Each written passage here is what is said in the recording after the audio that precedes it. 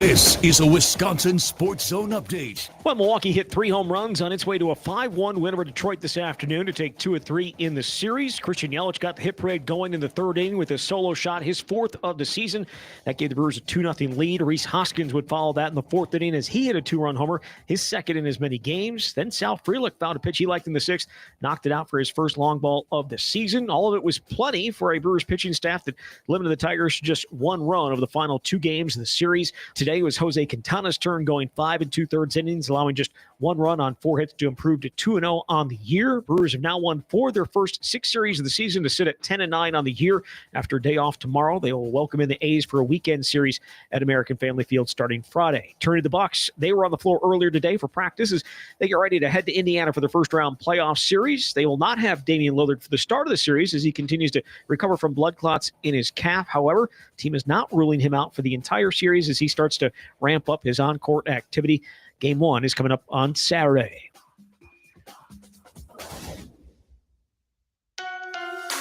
Rural Insurance, keeping Wisconsin strong. Get insurance from a company who knows Wisconsin and cares about your community. You may know Rural Mutual Insurance as the #1 farm insurer, but did you know they also offer competitive home and auto rates? Visit ruralmutual.com to learn more about products and discounts. Rural Mutual Insurance, keeping Wisconsin strong. Well, we are 8 days out from the start of the NFL draft. Things get going a week from tomorrow in Green Bay. The Packers own pick number 23 of the first round. And Wisconsin back in the field for practice tomorrow morning. Their spring game coming up on Saturday. With this Wisconsin Sports Zone Network update, I'm Zach Heilprin. All right, guys. Torpedo bats.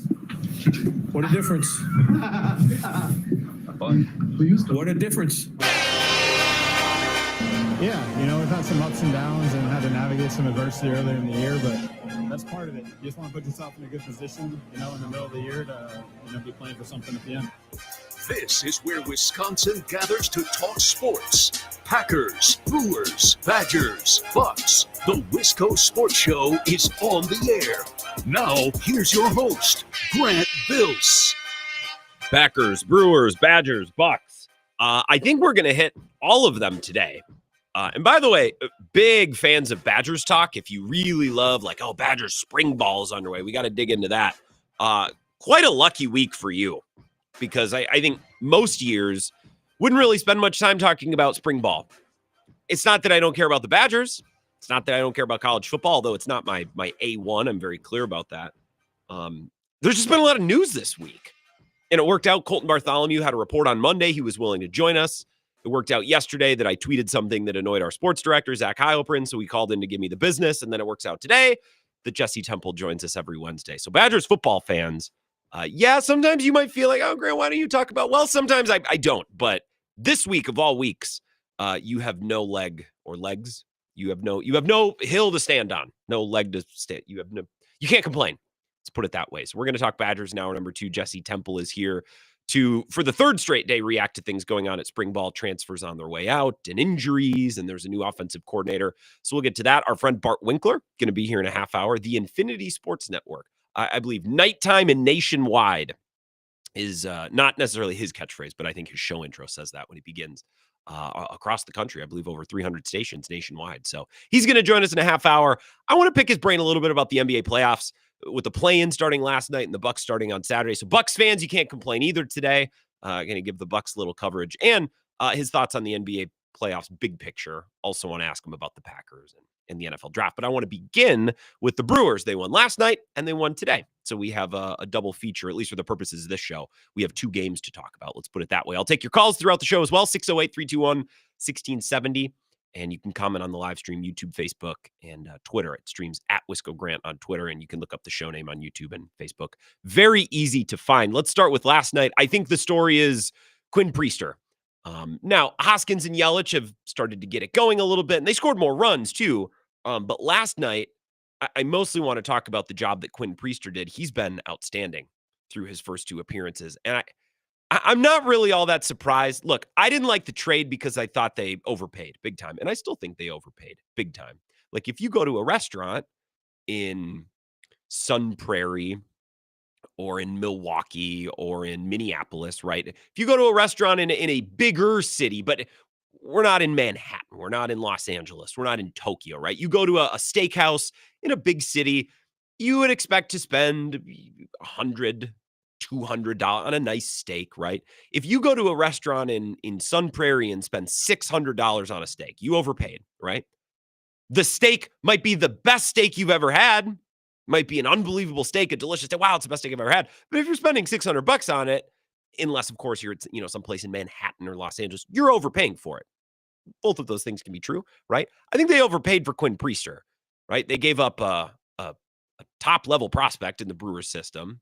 They gave up a competitive draft pick, a competitive balanced draft pick, right? Because you can't just trade draft picks straight up. It's a little bit more complicated, but they gave up a top prospect, a pick, and either cash or a player to be named later. Like they gave up all of the things. I would think you get a pick and money, or a pick and a player to be named later, or you get the prospect and that's it. They gave up all. Like they spent to get Quinn Priester here. Now he's been great. I still think it's an overpay, but when you're struggling to stay competitive, as we talked about last night, like they've been blown out 4 times in 16 or 17 games. Like they needed help with all of their injuries and their inability to stay competitive in some of these games. I mean, it's the second inning, the game's over. You needed a pitcher, right? And he's been really exactly what the Brewers needed and exactly what they could have asked for, bringing him over from Boston. And it's so Brewers. And I saved this from Adam McCalvy's Twitter. So if you're watching on our simulcast on the live stream, you'll see the graphic, but I'll do my best to describe it for the radio audience too. It's very clear that when Quinn Priester arrived in Milwaukee, they said, all right, here's what we're going to do, Quinn. You're not going to throw your slider as much. You're not going to throw your curveball as much. You're not going to throw your four-seamer. Change up, you can keep throwing a little bit.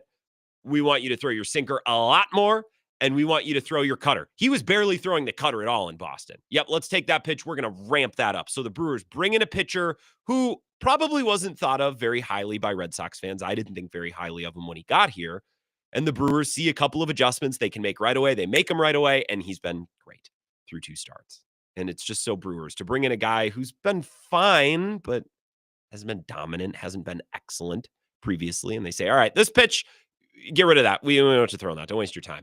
This pitch that you haven't really been throwing, we actually think that you can do it. Let's ramp that up. And for Quinn Priester, that's been his cutter. He was throwing his cutter almost 0% of the time. This graph that I've thrown, and it's from Baseball Savant. If you look at his pitch mix by season, he was throwing his cutter 5% of the time. The Brewers have got that up to close to 30. He was throwing his sinker about 30% of the time. They got that up over 40, and really like a 15% decrease in his slider, 8 to 8%, 10% drop in all of his other pitches. So they completely switched up his pitch mix. They really ramped up the use of his cutter, and wouldn't you know it, the results through 2 starts have been excellent. So it's very Brewers. Go get a pitcher who nobody's really all that high on. Overpay for it. It's okay. It was an overpay, Brewers fans. Like, we can admit it was an overpay, just like you can overpay for delicious food. I would argue that every time you go out for fast food now, you're overpaying. Like, I remember you go to McDonald's and get a McChicken for $1. I still, every time I get a McChicken, and it's not often, but sometimes I do, I spend, $2.49 now? It's still delicious. It's an overpay. Right? If you get like a Big Mac meal at McDonald's, it's like $12 now. It's an overpay. Still great. Big Mac is delicious. McDonald's fries they're awesome, but it's an overpay. They overpaid for Quinn Priester, but he's been good. Right? Both things can be true, and it's very Brewers to bring in a pitcher, not really thought of all that highly, not lighting the world on fire at his previous stop, switch up the pitch mix a little bit. Oh, look, we have an effective, borderline dominant starter. In fact, I was listening while I was driving home last night, the radio broadcast, so it was Lane Grindle and Mauer, because I think this week, or this series on the FanDuel channel, has been Levering and Vinny. But I'm listening to the radio broadcast last night. They had a runner on, what was it last night? On third, I think Garrett Mitchell hit it. Maybe I'm confusing today with last night. They had a runner at third, and I don't even remember who was at the plate, but the infield came in. And Mauer on the radio broadcast is like, this is like the second inning. Mauer's like, man, the fact that they're willing to bring the infield here in probably speaks to the way that Quinn Priester is pitching. Like, if we fall behind by 2, we're cooked. So we got to bring the infield in. Like, that's the type of thing maybe you see in a playoff game against one of the best pitchers. Well, you don't see that in Quinn Priester, but that's how well he was pitching last night. to where a Brewers radio announcer was like, yeah, they can't fall behind by 2 runs in the second inning on a Tuesday night game in April.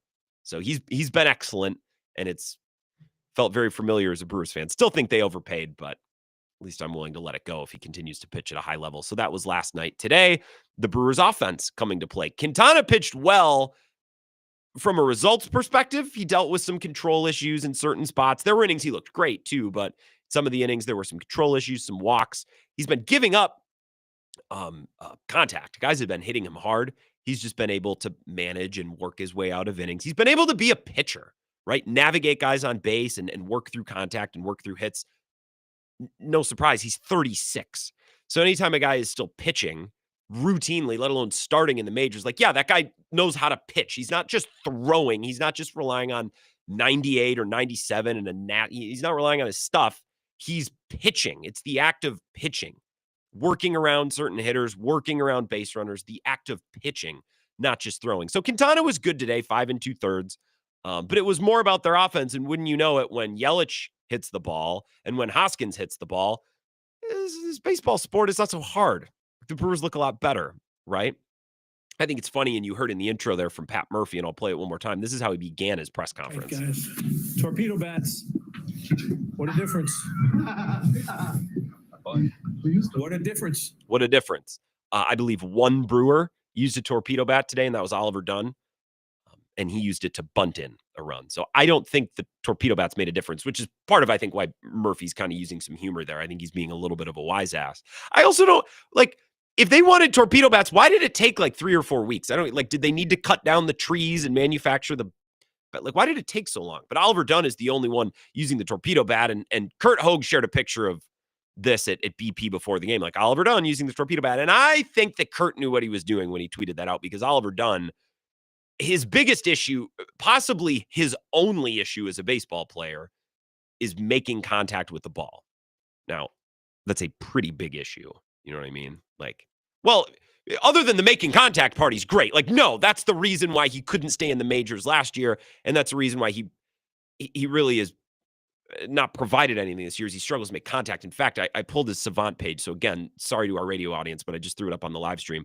There's one statistic that really jumps out on his Baseball Savant scorecard, and it's his chase percentage. He is in the 99th percentile in chase percentage, meaning this dude swings. And on the other side of that coin, like, Jackson Chourio swings a lot. He took his first and only walk of the season last night, unless he took one today and I missed it. But Oliver Dunn chases, quite literally, he chases more than 99% of players in Major League Baseball. He whiffs more than, let me do my math here, 87%. He's on the other end of the spectrum. He's a 13 out of 100. So he is in the bottom 15% of the league when it comes to making contact. He swings and misses a ton. He chases a lot. Pretty bad combination of traits for a hitter. And that's why the rest of his profile sucks. His launch angle sweet spot is actually pretty good, right? So when he makes contact with the ball, he's a fine player. The problem is he never makes contact and he's constantly swinging. It is a little funny to me that that's the player who has the torpedo bat. Like, the torpedo bat should be used to improve the contact that's being made, right? At least in theory.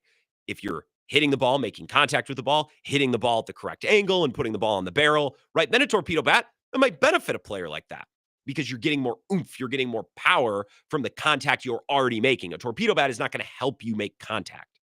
It will help possibly make the contact more productive.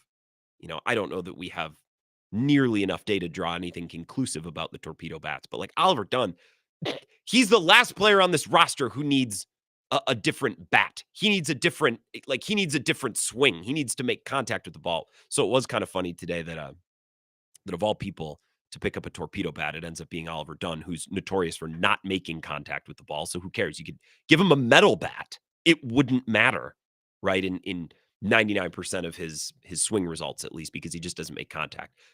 The Brewers don't look now, and I heard Sophia mention this in the post game. They have won, unless I'm misreading this, unless I'm missing this. I don't think I am, because I looked it up right before the show started. The Brewers have won 4 of their first 6 series. It does feel a little odd, right? Because the Brewers are, what's their record now? Are they 500? They're 10-9. They're 7-3 at home. They're winning series. And in the big picture, like I still think they're on the right track, especially as they stand to get healthier. And again, as I said yesterday, like Yelich and Hoskins can't possibly be as bad as they've been the first 2 weeks, 2 or 3 weeks. And we're even seeing that last night into tonight. Like Yelich had a bomb, Hoskins has 2 home runs in 2 days. So you're going to get some natural progression there. You're going to get natural progression just by getting healthier, starting pitching and bullpen. But it is pretty funny. Like I would not have guessed that they've won 4 of their first 6 series, but their losses have been so glaring, which I think has really impacted the discourse around this team. I think we've been probably more negative than maybe is fair. Although, look, if you're in non-competitive games and you're losing 10-1, especially in your home opener, like you deserve to get dragged. Like you're not playing competitive baseball. You're certainly not performing for your fans. Your home opener when the ballpark is full, so they deserve a little crap for that. And when games are over in the second inning, like I'm not too keen on that. That does not make me happy. But in the biggest of big picture, right? They're winning series. They've won 4 of their first 6 series. Their losses have just been so damning. And I don't know where they stand from a run differential perspective. Their losses have been much more damning than their wins have been impressive. So this is a very interesting baseball team to look through their first 6 series and their wins and to compare their wins to their losses and the runs surrendered versus the runs scored. Very interesting profile of statistics, especially because they've only played 19 games so far. Like that's going to be a volatile profile, and that sample size is going to lead to some wild conclusions. Just a really weird team and an entertaining team. It's kind of nice to just be able to dump all over this team every couple of nights. I think it's therapeutic as baseball fans to just crash out over a loss, but also a lot to be happy about. I mean, Sal Frelick hit a home run today. How can you not be happy about that? How can you not be romantic about baseball, especially when Sal Frelick, of all people, is hitting the ball of the yard? And I don't mean to drag Sal because he's been one of their more consistent, probably productive players this year. His ceiling is just very low, right? When Sal Frelick is making contact, it's a lot of singles and he's on base, and that's great, but you're not going to get, big RBI numbers, big power numbers. So to see Sal Frelick even hit a bomb today, right? There's a lot to like with this Brewers team right now, but there's also a lot to dislike. Again, a very interesting case study of a baseball team through 19 games, but 4 of 6 series wins. If you continue to do that, they'll be just fine and they'll be able to compete in the NL Central, I believe. The Cubs look good, but I think the Brewers stand to improve quite a bit, and I think they'll be right in the mix if they continue to play like this, even though some of the losses have been ugly. We'll take a 3-minute break. We'll come back. And if you have any thoughts on the Brewers or anything that's taken place since we've talked last, I will get to you next, 608-321-1670. And then we'll get to our friend Bart Winkler, the Infinity Sports Network, at 4:35. This is the Wisco Sports Show with Grant Bills on the Wisconsin Sports Zone Radio Network.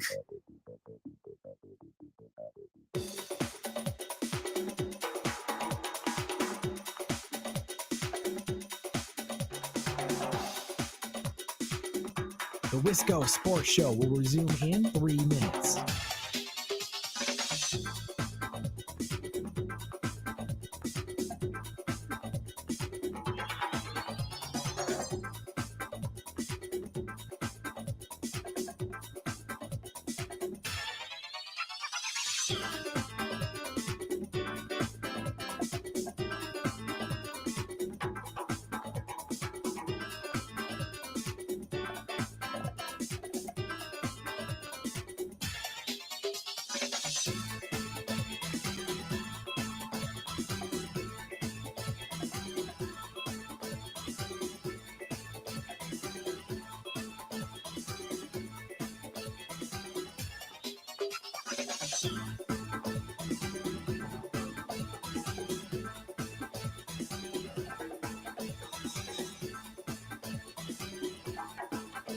The Wisco Sports Show will resume in 2 minutes.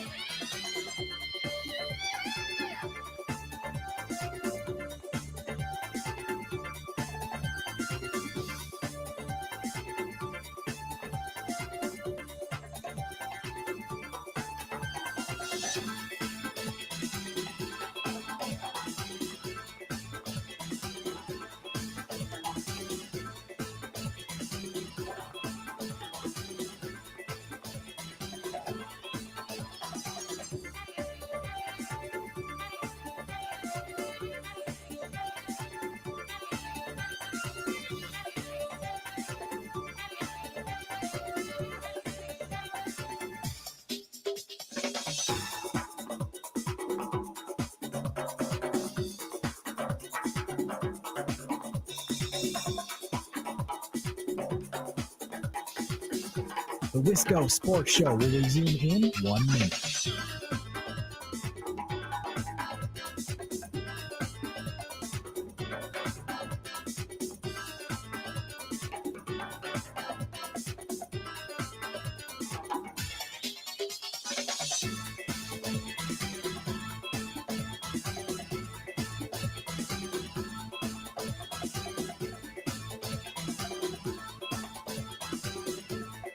The Wisco Sports Show will resume in 30 seconds.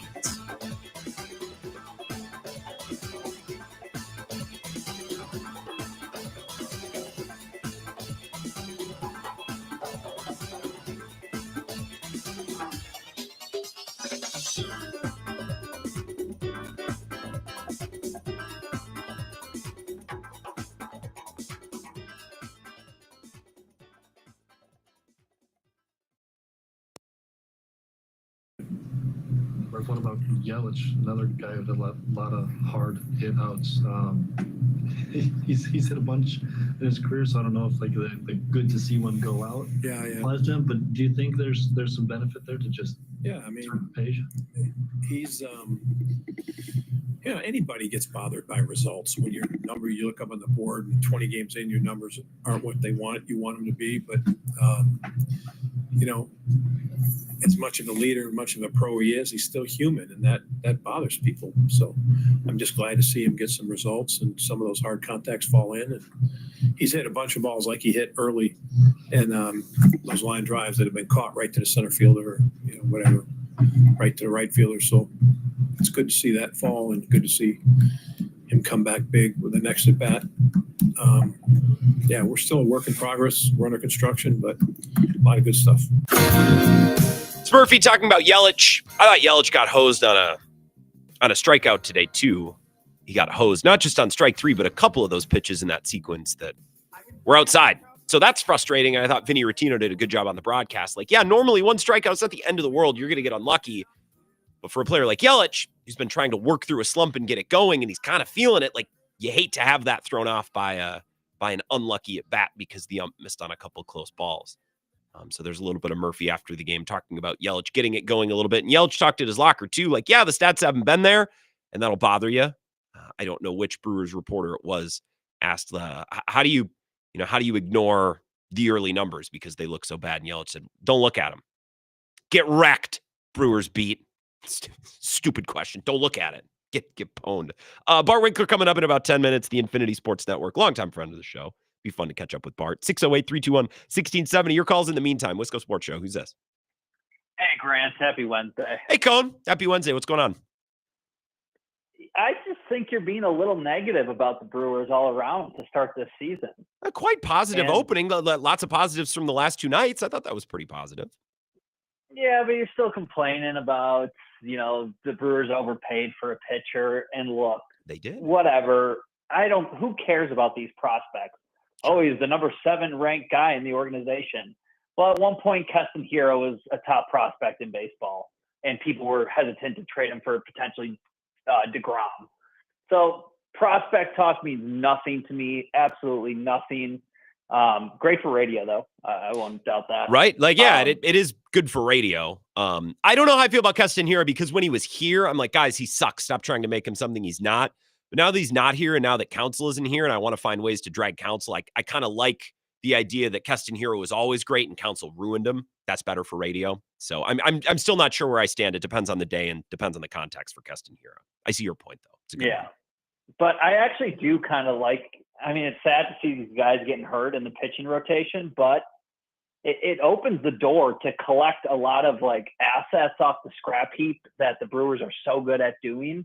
And then eventually when these guys do get healthy, you got a lot of options to work with. So if we're going to get early season injuries from pitchers, we had that a little bit last year as well. It did work out pretty well. Our rotation was pretty solid to close out the year last year. So, maybe this is just how we win in a small market. Sure, by having as many options as possible. And Woodruff's pitching a legit outing at is that Double-A up in Appleton? Woodruff, and I feel like, knocking on wood every time I say it, but he's progressing to the point where I actually kind of expect him to contribute now at some point this season. And I hope that continues. But the path that he's on now, I think he'll be a factor. Ashby, DL Hall, Tobias Myers, who I almost even forget about. Like, they are going to have just this glut of options. And we could get to a point where it's like, oh my God, who's pitching tonight? To, oh my God, where are we going to put all these pitchers, ideally when they're all healthy? That'll be a good problem to have. Exactly. And isn't getting Woodruff back just as good as signing a big-time free agent? Yeah. Or Nestor Cortez coming back, because I'm kind of worried about his health. If Nestor Cortez comes back, mid-season or whatever, it's like, well, that's basically like acquiring a starting pitcher at the trade deadline, right? These are the things that we say every year. And they will be set again this year. Yeah, we're going to do it every year. Yeah, that's the fun part of Sports Talk Radio is we say these things every year. I love it. Yeah, and, a lot of good talk about Luke Fickell last night.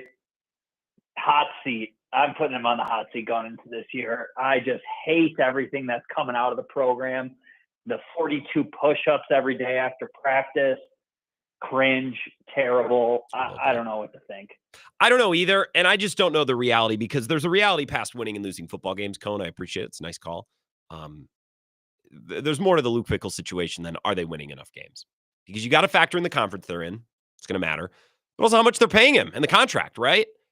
And I'm not saying that Chris McIntosh is tied at the hip with Luke Fickell. I mean, he is tied to Luke Fickell. I don't know how strongly he's tied to Luke Fickell. So if Chris McIntosh comes out and say, we're going to get rid of Luke Fickell, like, I don't know, does he get to hire another? Like, he puts himself on the hot seat at best, or puts his job in danger at the worst by getting rid of the guy that he kind of, like, he threw the program on its head a little bit by going outside of the building, outside of the normal culture, which at the time I was fine with. Sometimes you make a move that seems like I can't argue with that process, and it just doesn't work. And so far, this hasn't worked. I can't speak to Luke Fickell's future. I can speak to some of the commentary about Luke Fickell this week has been annoying me. Like, I see people on Twitter, reacting to Luke Fickell's strong comments in his presser yesterday. Like, yeah, he's laying down the law. He's making it clear. It's like, hey, we're going into year 3. Like, you know what I mean? Like, the law should have been laid years ago, right? I thought, like, we needed to wait a couple of years for Luke Fickell to get his guys in here. We got to see his guys. And it seems now that we're further away from knowing who his guys are than ever before. So some of the talking points around Luke Fickell annoy me because it feels like we're moving the goalposts. That's not Luke Fickell's fault. So those are two different things. And I don't know about his job security at all. Like if something doesn't go right this year, like what it's going to lead to. I don't think he's on the outs anytime soon, because they'll owe him a bunch of money. And because Chris McIntosh, like, he would kind of be cutting off his nose to spite his face, or he wouldn't be doing that, but yeah, maybe he would. Am I using that euphemism correctly? Like Chris McIntosh saying, yeah, Luke Fickell, you suck, get out of here. Well, you hired him, man. And if you hire Jim Leonard and it doesn't work, I think a lot of people are like, well, I mean, come on, it was Jim Leonard. What are you supposed to do, not hire him? I don't think people around the program and alumni and boosters, I don't think they feel nearly the same about Luke Fickell. We get a text here. Coyote Mike says, Grant, if you think the Brewers overpaid for Priester, who do you think would have been better in his place? I'm not saying Priester hasn't been good, or that they should have gone and got somebody else. I'm just saying they paid a lot for him. And it's more than Rodriguez, the prospect. It's the draft pick that they gave up and the cash, or the player to be named later. Like, if it was just the prospect, fine. You have a young pitcher with a good amount of team control, I believe. I was trying to pull it up, but Spotrac is busted, or there's a glitch with it right now. When Cone was talking, I was going to try to see how many years and where he is in his process or arbitration or whatever. But they got a pitcher with some nice control, I think, and I'll try to figure that out for sure during this break. You give up a prospect, fine. They gave up the draft pick and more. You know what I mean? Like, if I'm giving you a top prospect for Priester, I want the player coming back to be named later, or I want the draft. You know what I mean? Like, I want the Brewers gave up a pile, and it's probably going to work out, and the prospect's not going to be anything. I'm just dollars and cents, folks. Like, they overpaid. It's fine. But he's been really good. And he's been good in a way that makes total Brewers sense. Like, they decided which of his pitches are good, which of his pitches are bad. They cleared up the pitch mix, and oh my God, wouldn't you know, he looks like a completely different pitcher. I got a text from Joel from Westby. Says, Grant, I'm in your favorite place. I'm not going to say where. Unfortunately, not wetting a line. Youth trap shooting. Hope to see you on May 3rd. I will be in the Westby neck of the woods that weekend, just like I was last weekend. I'm actually skipping Bill's golf outing and coming a different weekend, because last year, the Coon Creek Watershed Confluence, they were doing their Confluence event the same weekend as Bill's golf outing. Now they're a week apart, and I'm just gonna go to the Confluence thing. I golfed last week. I think I'm gonna golf again in like the next month or so. I'm golfed out. I'm not a big golfer, but I will be back around Westby. It was nice to be back down there last weekend too, and around La Crosse for the tailgate tour. That's enough grab ass about the beautiful hills of Westby. Thank you for your call, Cone, and send me some more texts if you have anything to add about the Brewers. 608-321-1670. We're going to take a break and come back with our friend Bart Winkler, the Infinity Sports Network. Nighttime and nationwide. He'll join us next. This is the Wisco Sports Show with Grant Bills on the Wisconsin Sports Zone Radio Network.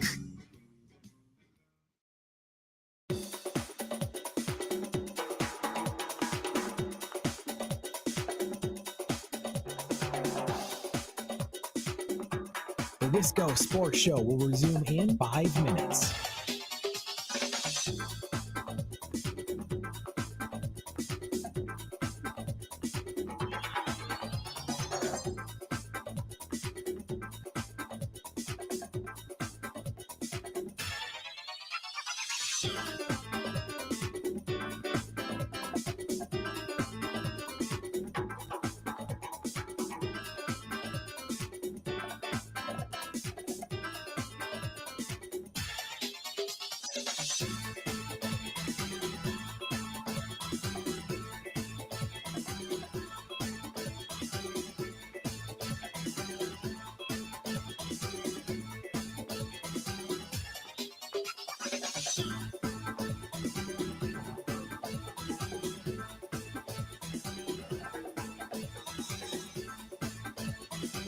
The Wisco Sports Show will resume in 4 minutes.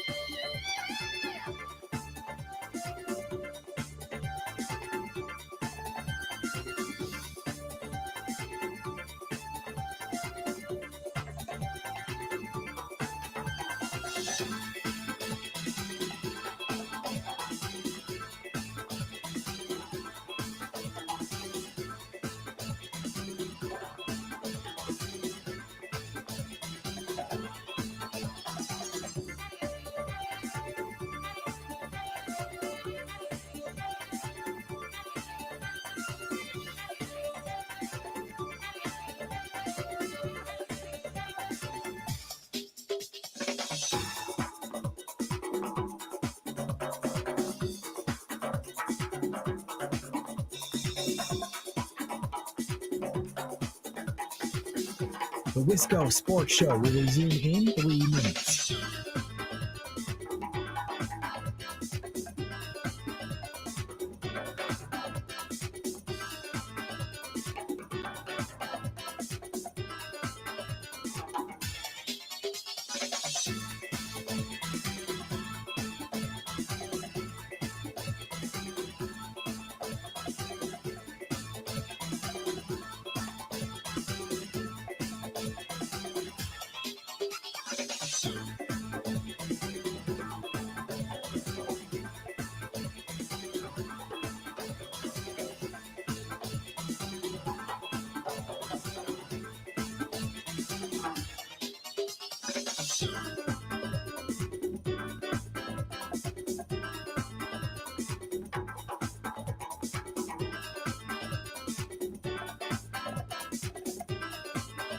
The Wisco Sports Show will resume in 2 minutes.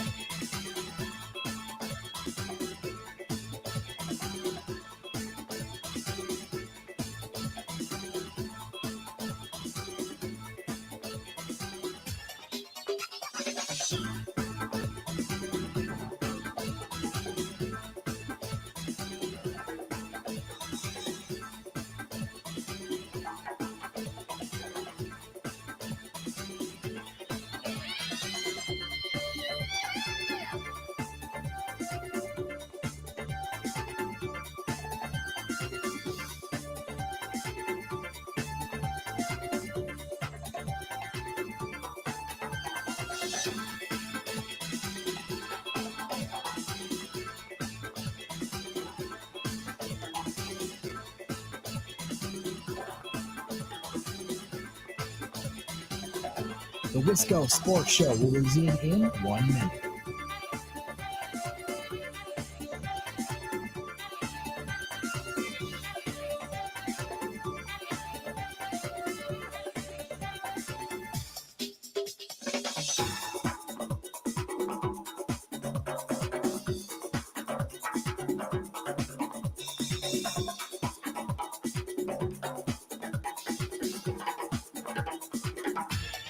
The Wisco Sports Show will resume in 30 seconds.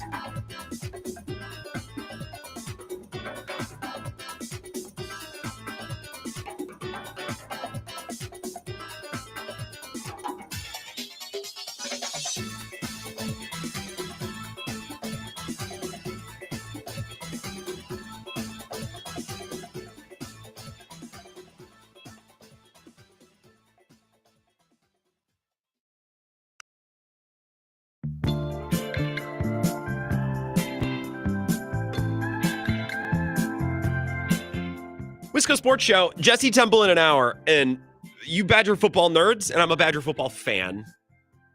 I would say I'm a nerd for the purposes of the show when I have to be, but you guys can't complain this week. We had Colton Monday, Zach yesterday, impromptu, but still it counts. And Jesse makes his weekly appearance tonight.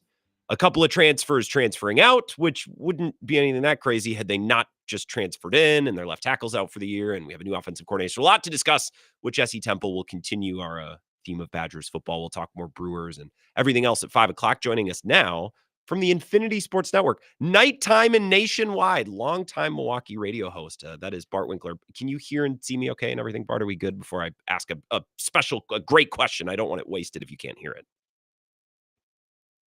See, this is why I asked. Like, I can't hear you. Are you muted? Is it on your end? Is it on my end? You sound great. You look great. Well. Thank you, Bart. Nice to see you. First of all, I see you have your soccer hat on. Was there a big soccer thing today? Because all of my my Minneapolis friends have not shut up about something Arsenal related in our group chat all day today. What is that? That might have been Champions League. I think they're Arsenal fans. Yeah, I don't really follow it as much as you would think I would do, being a soccer guy. Interesting. Is there a reason why? Is it interesting? Yeah, it's interesting. Okay. It's interesting. I didn't really get into like any European soccer until way later in the game. And now it's like, you know, by the way, your Arsenal friends. Go ahead. People want to like soccer. Sure. So they pick a team to like. Okay. And if they pick Arsenal, Liverpool, Manchester United, they're losers. Okay. Pick a real team like me, West Ham, a real gritty club. Yeah, that sucks. Yeah, I was gonna say, do they just stink? That seems to be part of it too.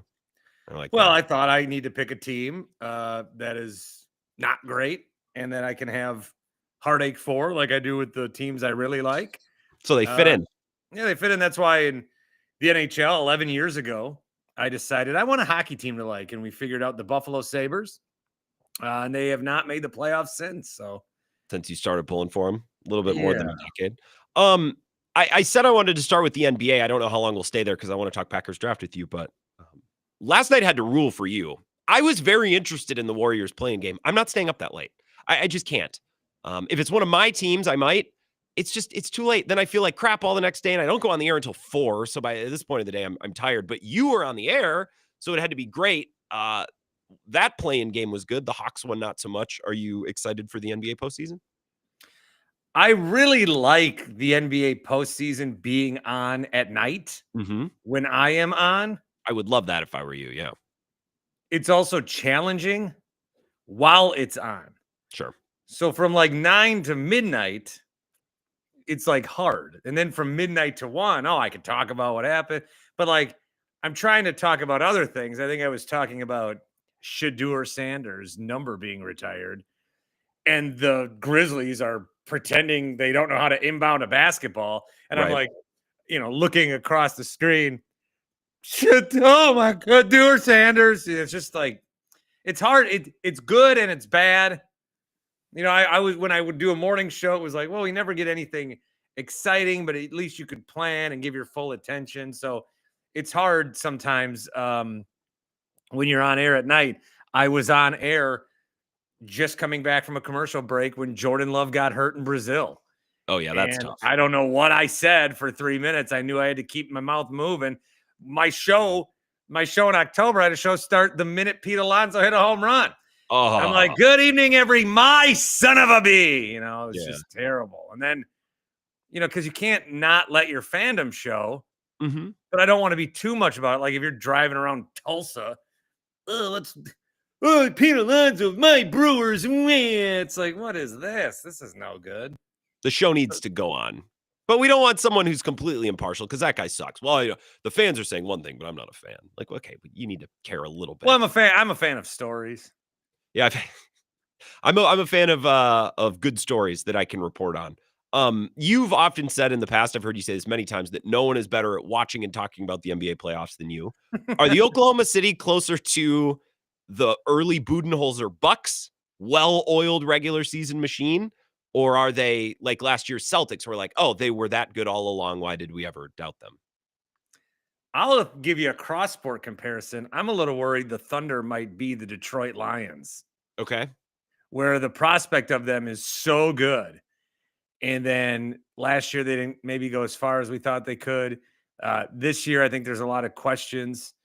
The finals, I would hope, outside of being a Bucks fan, but also inside of it because they're not going there. I think I'm going to agree with you on this. I want to see Cavs Thunder. Oh, no, couldn't disagree more. Okay, but tell me about Cavs Thunder. I want to see Cavs Thunder. It's been the two best teams. They split their season series and games a week apart. This would be, the team that ran roughshod through the East and the team that's dominated the West. I want to see these teams match up against each other in a 7-game series. You got the champion here and the champion here. Let's play it out.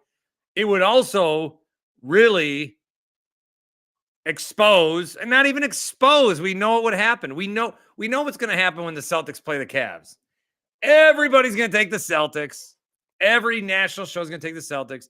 And then people are going to be upset when it's Cavs Thunder because there's not enough places to hang out in Oklahoma City. And I got to tell this to the media. Go ahead. It's nice when you get to go somewhere that's a different city than what you're accustomed to. Mm-hmm. But the reason you are going to Oklahoma City or Cleveland is you're not on vacation. You're going there because that's where the games are. Yeah. We can't have every NBA Finals in Miami or Los Angeles. And I don't like Super Bowl. I just don't like how I shouldn't watch coverage of a sport. And the people that are covering the sport be lamenting the fact that they can't do cool things I couldn't afford when they're not at the cool thing I can't afford to go to. Well, and my complaint, I don't really have a problem with Stephen A. Smith, but like this season more than ever, it's like you don't play. You are not a player. You are not a coach. And yet, like, you are the story. And I get how this comes across because I sound like the old man, no yelling in the press box and don't make yourself the story. Like, but also don't always be the story. So I feel where you're coming from there. I kind of want to see the Lakers in the finals. And I've never been a big LeBron guy, and I'm certainly not a Laker guy. But I think very similar to politics. I don't know if we've had this conversation. It's very cowherd. Politically, a lot of people have stayed in the same spot, but our spectrum over the years have moved, and now they find themselves, it feels like we're in a different spot. It's the same with LeBron. I've always been the same on LeBron, but it's gotten to the point now where people have gotten so nuts with LeBron. It's like, but you guys realize what he's doing, right? Like you can complain about him. Like I used to be anti-LeBron. I've never changed his stance, and now I feel like I'm pro-LeBron because everyone's dragging for his son and stuff. And the Luka thing is funny.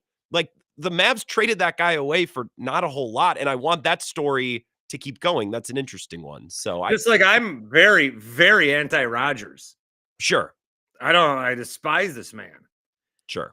But also, I'm becoming an advocate for Rodgers because, look, Diana Rossini can't just put out a tweet once a week saying, I have no news. And then that be a story. Like, leave him alone. We all know what he's doing. He's taking his time. Leave him alone. Jeez. I would agree on that.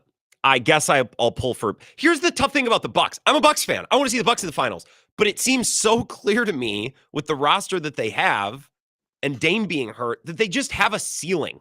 You know what I mean? If it was the NFL, I wouldn't feel that way. But in 7-game series against teams that are younger, more athletic, better coached, like the Celtics and the Knicks to a lesser degree, but the Cavs, it just doesn't even seem like an outcome in my brain where the Bucks can end up there. So I'm almost putting them in their own little bucket. I have my Bucks fandom and then NBA, fandom writ large. I guess I'll pull for Cavs versus LeBron. That would be interesting, I guess. Yeah, Cavs Lakers. Give me that. Yeah, I just think like the Bucks, they've got to really even if Dame was fully healthy, they just feel like it's too many spare parts that have been put together to make this like, race car at your Boy Scout boxcar derby. Yeah. And, you're not going to beat the dad and son who, like, the dad had a son to do this derby someday. You're not going to pick wood and scrapnel. That's not a word. And Scrapnel, yeah. But in the NFL or Major League Baseball, like, yeah, Eric Kratz or David Freese, like, win series. You know what I mean? It happens. That's not how the NBA works. Do you think it's unfair? Kevin Porter Jr. is not going to do a damn thing in the playoffs. Do you think this is something that's bothering me? People are having this moment, to use a Bill Simmons word over the last week, where it's like, actually, why isn't it Jokic? Look at how unbelievable he's been. Why isn't that also applying to Giannis? I don't get it. Like, what he did over the last 2 weeks is unbelievable. I think SGA should win it. And I hate when people say, but Giannis should be in the conversation. Because what does that even mean? Like, but people are feeling about Jokic the way that they should have been feeling about Giannis when they were feeling the way about. So, like, okay, you're so close. Try this again, because I think this is gonna be worth it. Go ahead. I gotta pivot on that and just say it more remedial for my own sake. Okay. Jokic was SGA, and Giannis was Jokic. Okay. Like, people, I think, want to give Shai Gilgeous-Alexander the MVP because he is the MVP. It's fine with me. Like, I support that. But now they're like, well, wait, we should give it to Jokic. Just like the year Jokic first won it, he could have been the MVP, but nobody was like, well, we should actually give it to Giannis. Mm-hmm. Yeah. So if Jokic wins, is that 4 of 5? I don't know. Maybe something like that. Yeah. We can't, like, Jokic is great. I don't think he's that much better than Giannis, where it's like, it seems like they're playing by different rules. Yes. And I don't like, I don't think I like him, first of all. Sure, that's fair. It's fine. I don't like how people, like, I think he's a liar. I think this is an act. Him not caring. I think he cares about basketball, Grant. Oh, well, he didn't even want to go to the parade. Who wants to go to a parade? They suck. They're long and boring. We used to put those things on the radio. And I know you probably have done it. You ever call a parade? Were you ever involved in a parade radio broadcast? Let me ask that differently. Were you? Several. Yeah. Okay. I was gonna say, I bet. If you think feel like you feel like you're on the Macy's Thanksgiving Day parade, but then you realize no one sees it. And you're not video streaming. And it's also not the Macy's Day Parade. It's like, here comes the Don's towing. Here comes Pyre Elementary's 5th graders. They spent a lot of time, Miss Hargrove and her class, making these. Oh, we got a little boy that just fell. Oh, no. Bart Winkler is here. And the gaps between are so mistimed. Yeah. It's like boom, boom, boom. And then you can't even see him down the block. You can hear him 9 to 1 Central Time all across the Infinity Sports Network, upwards of 300 stations, correct? I don't know. I don't have a short yes would have been fine. I just some say 150, some say 300, some say 700. A lot of stations nationwide. Let's just leave it at that. And of course, you can stream on the Infinity Sports app. Shador, you talking a lot about Shador? Nationwide show seems to be the pivot point from the very beginning. I'm like, guys, he's going top 5. Don't let the PFF guys say, well, he's not. I don't have a first round grade on him. Okay, yeah, and no one had a first round grade on Bo Nix, and yet he went. You know what I mean? He's a quarterback, so he goes. So maybe he doesn't go top 5, but I will eat my hat and your West Ham hat if he lasts to 32 or 33. There's no way. He's Deion Sanders' kid, and half of these teams in the first round don't have a quarterback. Like, of course he's going. Don't outsmart yourself. If you have a top pick and you need a quarterback, you take a quarterback. Agreed. And if it doesn't work out, then the next year, you know what you do? You take another quarterback. Yeah. You can take Josh Rosen and then take Kyler Murray. Mm-hmm. Okay. It's okay to do that. You're taking a guy, you have a spot here. Now, it's interesting at the top because I do think Travis Hunter and Abdul Carter might be special kind of talents, but I feel like Shador is still going to the Giants at 3. I think that we get Cam Ward and then Shador, the Steelers, Jackson Dart. Maybe they like another guy. But then I think somebody trades back in so they can have a guy with a 5th-year option. So my hottest take is 4 quarterbacks in the first round. Love but it. with Shador, like I don't think he did enough to have his number retired at Colorado. Ryan Braun's number isn't retired. Shedeur Sanders should not have his number anywhere.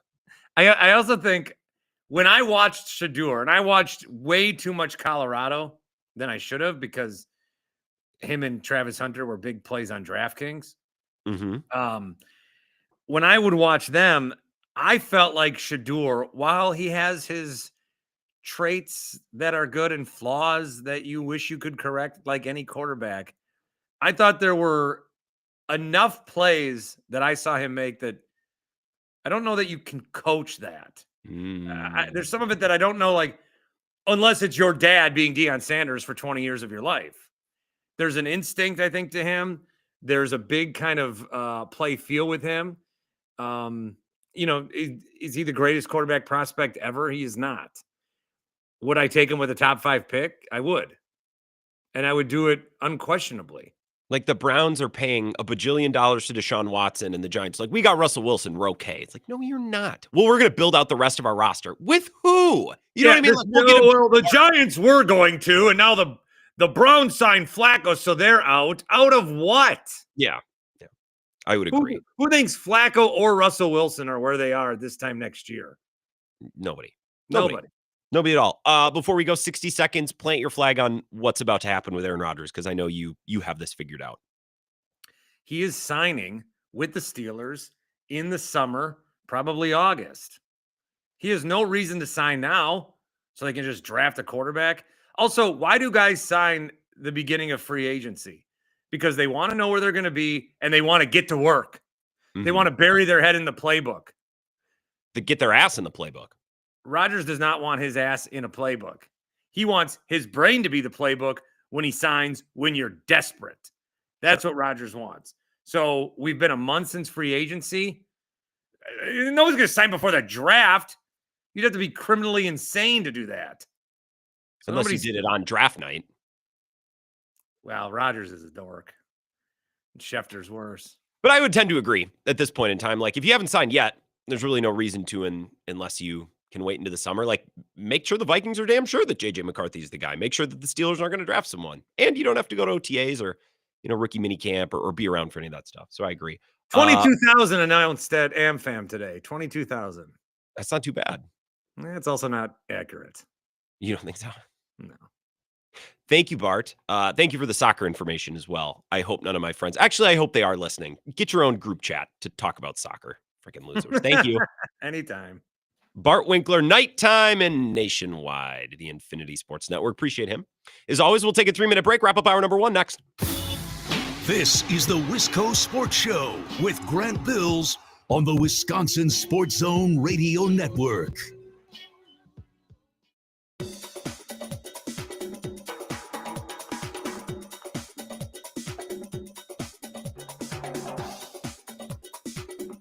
The Wisco Sports Show will resume in 3 minutes.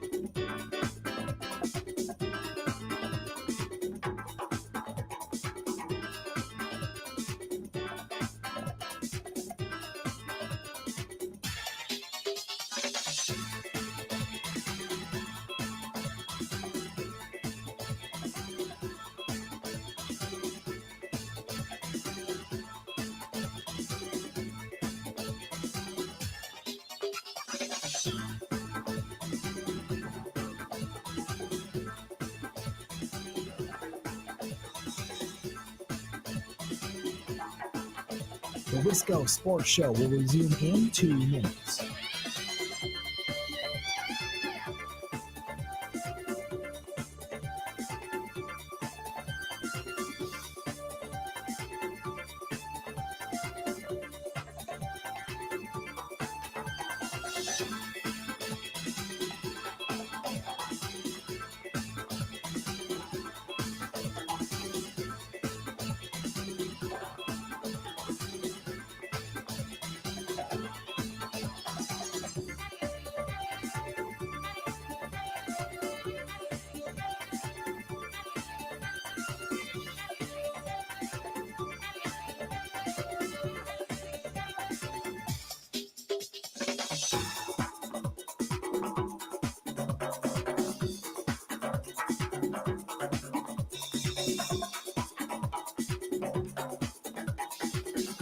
The Wisco Sports Show will resume in 1 minute.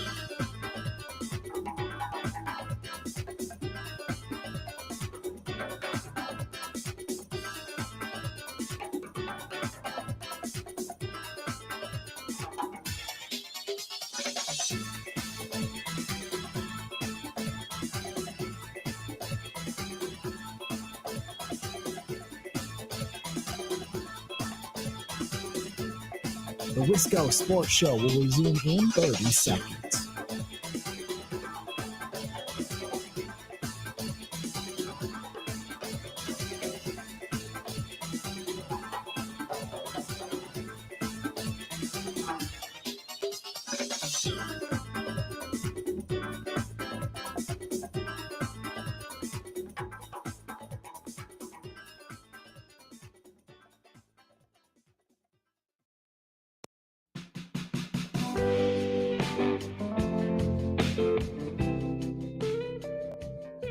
Wisco Sports Show, a couple minutes before we get an update here from Zach at the top of the hour. Get back to your phone calls on the Brewers. I have some NBA playoff takes. We don't need to dwell on them. Packers draft takes too, whatever's on your mind. Get to your phone calls after 5 o'clock. Jesse Temple at 5:30. A couple of texts coming in. Bart always moves the needle. 608-321-1670. Chuck in on Alaska says, Bart is making the rounds. I heard him about half an hour ago on the local ESPN station. Now on your show. Yeah, I think he was doing John Pop, who's great. Nothing against John Papadopoulos, ESPN and lacrosse. Clement Mike says, Grant, I turned 68 today. When I was born, there were only 48 states. Is that true, or are you yanking my chain? When did Hawaii, 59? 1959? Hawaii and Alaska? That seems like it's not real. Like, it seems like they must have been states before that. But for whatever reason, that's the number that pops into my head. Happy birthday, Clemhead Mike. Everyone wished Clemhead Mike a happy birthday. Cotty Mike says, I wish you could have Bart on a little more regularly. He's a kick. I'm waiting for him to get bumped into the sports brief time slot right after you. Sooner the better. Come on. Don't go with JR like that. The Bart Winkler sports brief. Yeah, that would that would be a trip. I also have gotten a couple of texts. What happened to Weak Dale? It's Weak Wednesdays. Where's Dale? Dale's been on leave. So this is actually, I'm glad that you asked because I should have said something. But Dale, after basketball season ended, said, Grant, I've been going nonstop since the beginning of football. I haven't taken any time off. And he asked for leave before, we get into college football in the WEAC and in the spring, and he's going to do some baseball stuff too. He asked for some leave. He took a trip. Dale Jorgensen, our WEAC reporter, the Nakusa Register, was actually able to take a trip to Japan. It's been on his bucket list. And I think he's been tweeting some pictures. So if you find him on Twitter at WEAC Dale, he has been tweeting some of the sights and sounds of his trip. I think it's been a couple of days, but he's been kind of mass uploading a couple of days at a time. So if you're missing Dale, he will be back. He's just taking a little time off, and he got to knock off an item from his bucket list. I believe he's in Tokyo as we speak. I don't know if he was going to travel outside Tokyo, if he's going to Osaka or wherever. I know he's a World War II buff, so I don't know if he's going to do any of that stuff elsewhere around the island, but he's been in Tokyo and sharing pictures. So follow him on Twitter if you want to see more from his trip to Japan. I commend him. I don't think I could solo travel to Japan, but I mean, Dale will tell you, he covered the Reagan White House. It took him from sea to shining sea and all over this globe. So he's been everywhere. Just hadn't been to Japan yet. So tip the cap to Dale. He'll be back. You can see details of his trip on his Twitter at WeActDale. Hour number 2 coming up next. First, a 2-minute update from Zach Heilprin. No commercials. We'll be right back.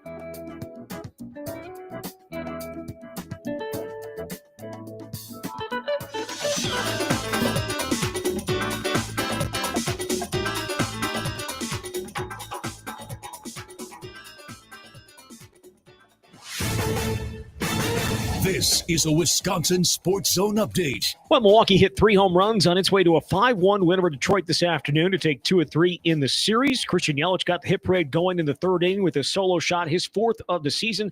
That gave the Brewers a 2-0 lead. Rhys Hoskins would follow that in the 4th inning as he hit a 2-run homer, his 2nd in as many games. Then Sal Frelick found a pitch he liked in the 6th, knocked it out for his first long ball of the season. All of it was plenty for a Brewers pitching staff that limited the Tigers to just 1 run over the final 2 games of the series. Today was Jose Quintana's turn, going 5 2/3 innings, allowing just 1 run on 4 hits to improve to 2-0 on the year. Brewers have now won 4 of their first 6 series of the season to sit at 10-9 on the year. After a day off tomorrow, they will welcome in the A's for a weekend series at American Family Field starting Friday. Turning to the Bucks, they were on the floor earlier today for practice as they get ready to head to Indiana for the first-round playoff series. They will not have Damian Lillard for the start of the series as he continues to recover from blood clots in his calf. However, the team is not ruling him out for the entire series as he starts to ramp up his on-court activity. Game 1 is coming up on Saturday.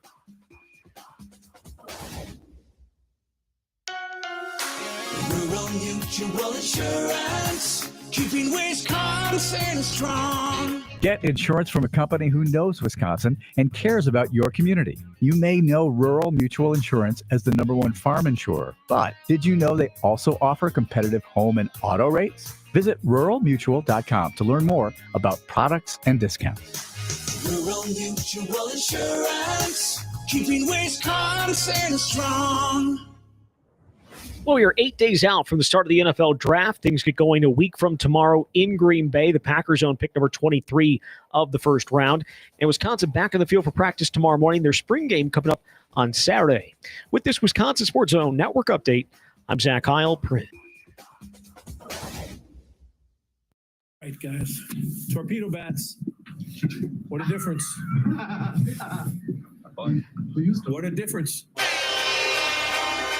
Yeah, we've had some ups and downs and had to navigate some adversity earlier in the year, but that's part of it. You just want to put yourself in a good position, in the middle of the year to be playing for something at the end. This is where Wisconsin gathers to talk sports. Packers, Brewers, Badgers, Bucks. The Wisco Sports Show is on the air. Now, here's your host, Grant Bills. Brewers winning today. If you're just tuning in, you're just getting off work. So we can talk about them winning their 4th series. They've won 4 of their 6 series this year. It's a really interesting team because when they've lost, it's looked bad. Like they've looked like a last place team when they've lost. But they've won more games than they've lost. They're 10-9. They've won 4 of their 6 series. They've had plenty of good games too. They've been a real mixed bag to start the year this year. So some observations from last night's game with Quinn Priester. We can talk about that. The offense today, Yelich and Hoskins. Hoskins hitting his second home run of the series. One last night, one today. Yelich getting into one, and even Sal Frelick hitting for power. And the Torpedo Bats make an appearance. So we could talk about that. I kind of like talking a little bit about the NBA playoffs with Bart. I can give you some more extended thoughts on that.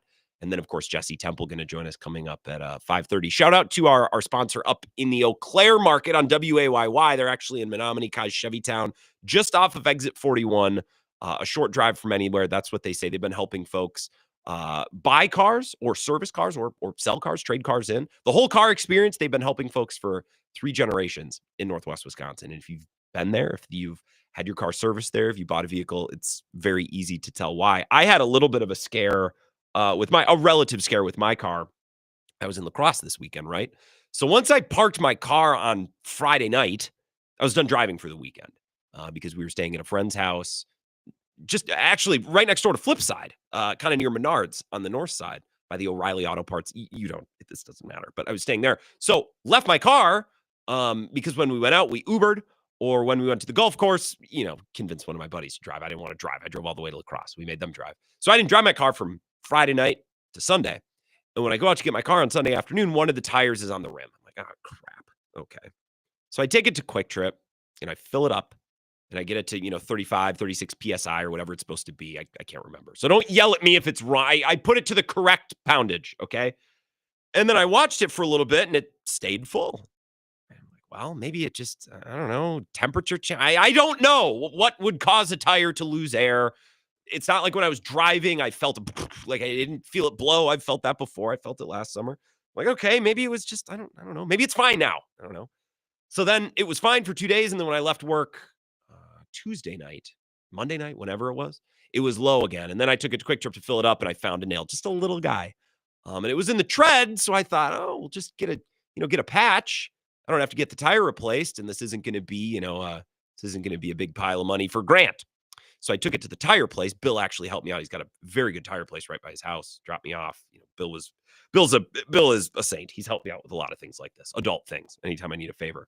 And they called me and said, you know what? I got good news, bad news. All right. In hindsight, now that I'm reliving this phone call, I don't know what the good news was.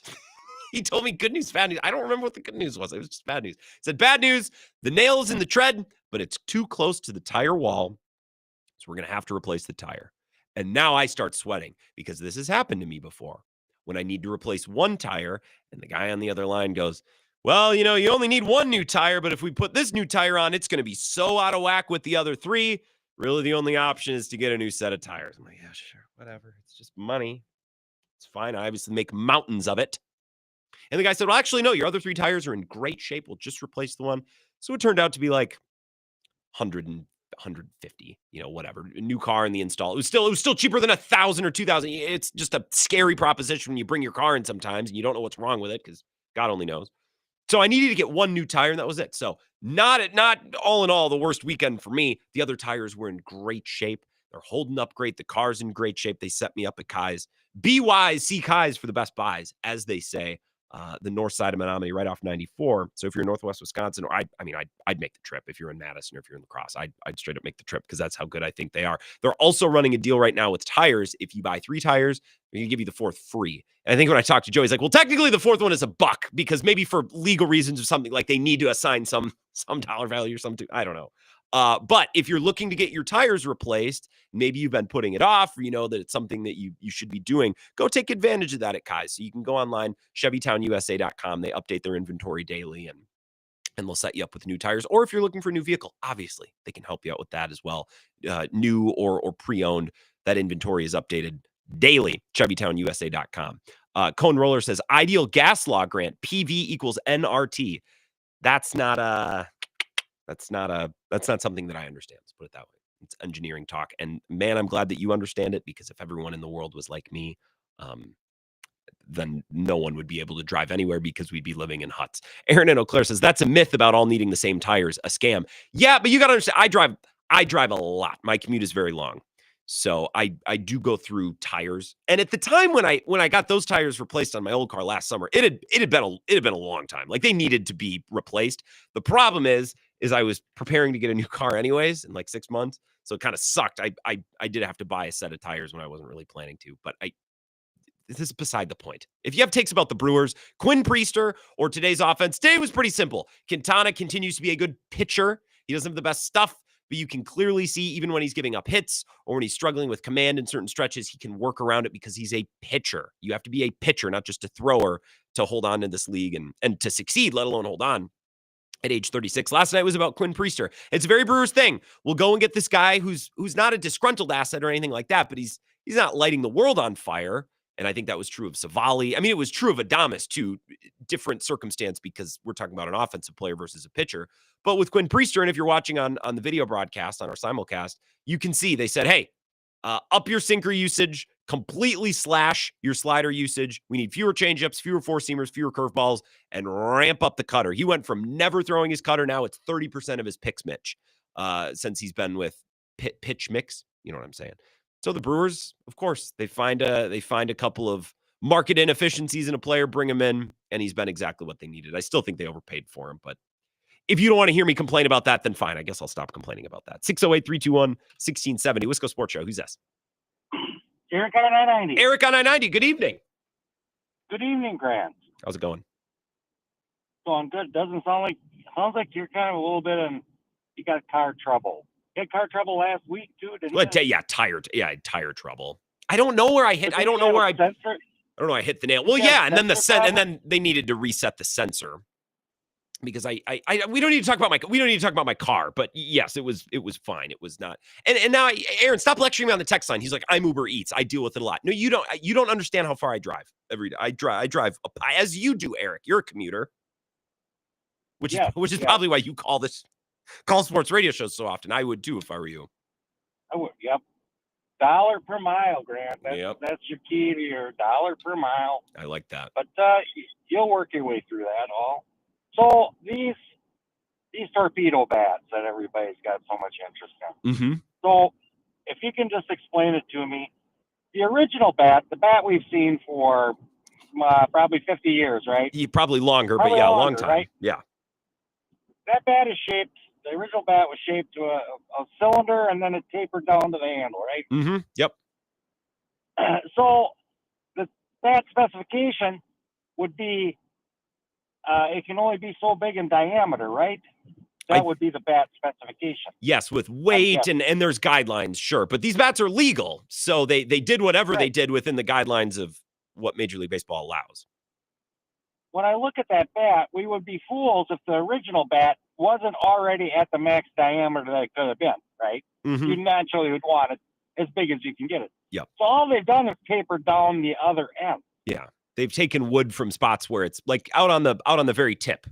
Like you don't want to hit the ball there anyways. You don't need the heft because you're not going to get a good batted ball event if you make contact out at the end of the bat anyways, most likely. So there's a fortune to be made in Little League Baseball right now by just sanding down a bunch of those bats. Yeah.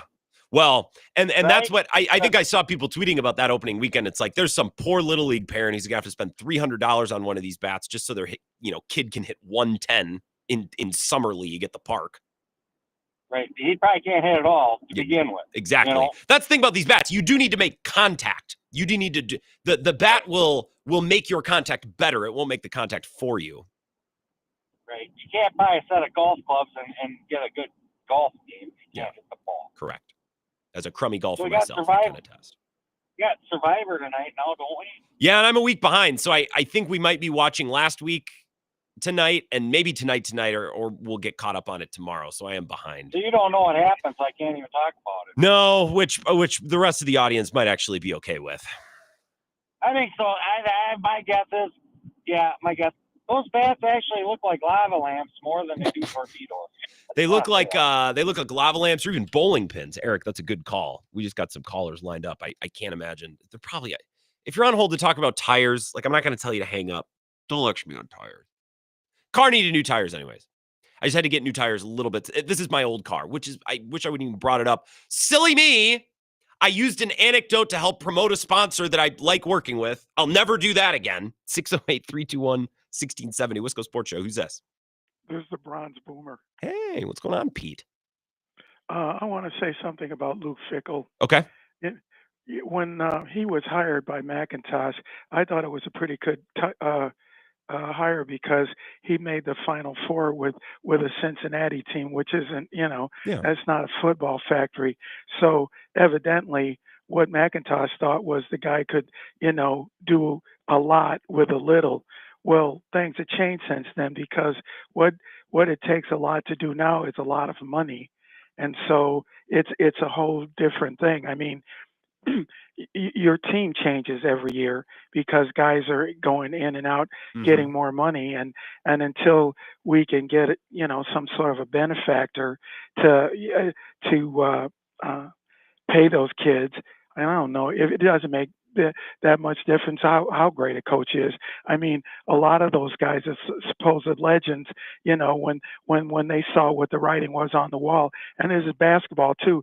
They just headed out the door and, now they throw bricks at everybody. But, I'm just saying they're cowards and also maybe frauds. But, I mean, if Fickell got fired, I don't think anybody else is going to come in and create any miracles because until we get a sugar mom or daddy, it's just that, I mean, Oregon and Ohio State are going to win every year. Yeah, I think that's, look, and I don't like engaging with it that way, Pete, and that's a great call. Nice to hear from you. I don't like engaging with it that way because then what are we doing? You know what I mean? Then why be interested at all? Then why follow it at all? So I have to believe that there are mechanisms and there's ways that a school like Wisconsin can maneuver even up against an Oregon and an Ohio State. And you're not going to beat those teams every year anyways. Can you beat Nebraska, Iowa, Oregon? Not Oregon, Iowa, Nebraska, Minnesota, schools like that. And I'm with you. I thought Fickell was a good hire too. It's really hard to go back. And I know a lot of people around the program wanted Jim Leonard. And I guess we'll never know. Had they hired Jim Leonard, I don't know how it would be different. I don't know if it would look different. I don't think it could look much worse. I got maybe a little, it could a little worse. I would wager that it would probably be much of the same. Maybe the games would look a little bit different, and maybe that, if they're battling with Iowa and Nebraska and Northwestern, and maybe that's good enough for some people. We got loaded phone lines. I promise I'll get to you all. We'll work through here quickly, so you're on hold. I promise I'm not going to forget about you. Wisco Sports Show. Who's this? It's Darnell. Hey, Darnell, what's up? Hey, listen, I think that Brewers organization over actually a large amount of time now is the Bo Ryan of MLB, where they get the absolute most out of the just the scraps of the league. Okay. And I'm not saying that Bo Ryan only had scraps. Obviously, he had some really, really good guys. But I think about people that maybe that's even just the Badger basketball in general. Like people that leave the Badgers program don't do well, right? Yeah. And people that didn't do well before they were Badgers came to the Badgers and did really well. I think you see a lot of that with the Brewers, where whatever, if it's their pitching lab, if it's whatever it is, they get the absolute best out of people that weren't that good. Like Priester's got a 6.3 ERA over his career, and he looks really, really good in his first couple starts here as a Brewer. So I don't know. I've been really impressed with the pitching lab. I think that they're gonna figure out their bullpen here. Still very early, and I think that losing your mind 20 games of the season is kind of ridiculous. Well, of course it is. We're still going to do it. It's fun. That's a good call, Darnell. There's one more person I want to get to. It's a good place to cut it off. So I'm with you on Priester, 100%. And I shared some of the pitch mix data. And this is from McCalvey. He tweeted this out, but you can find this on Baseball Savant. Like, they upped his cutter usage big time.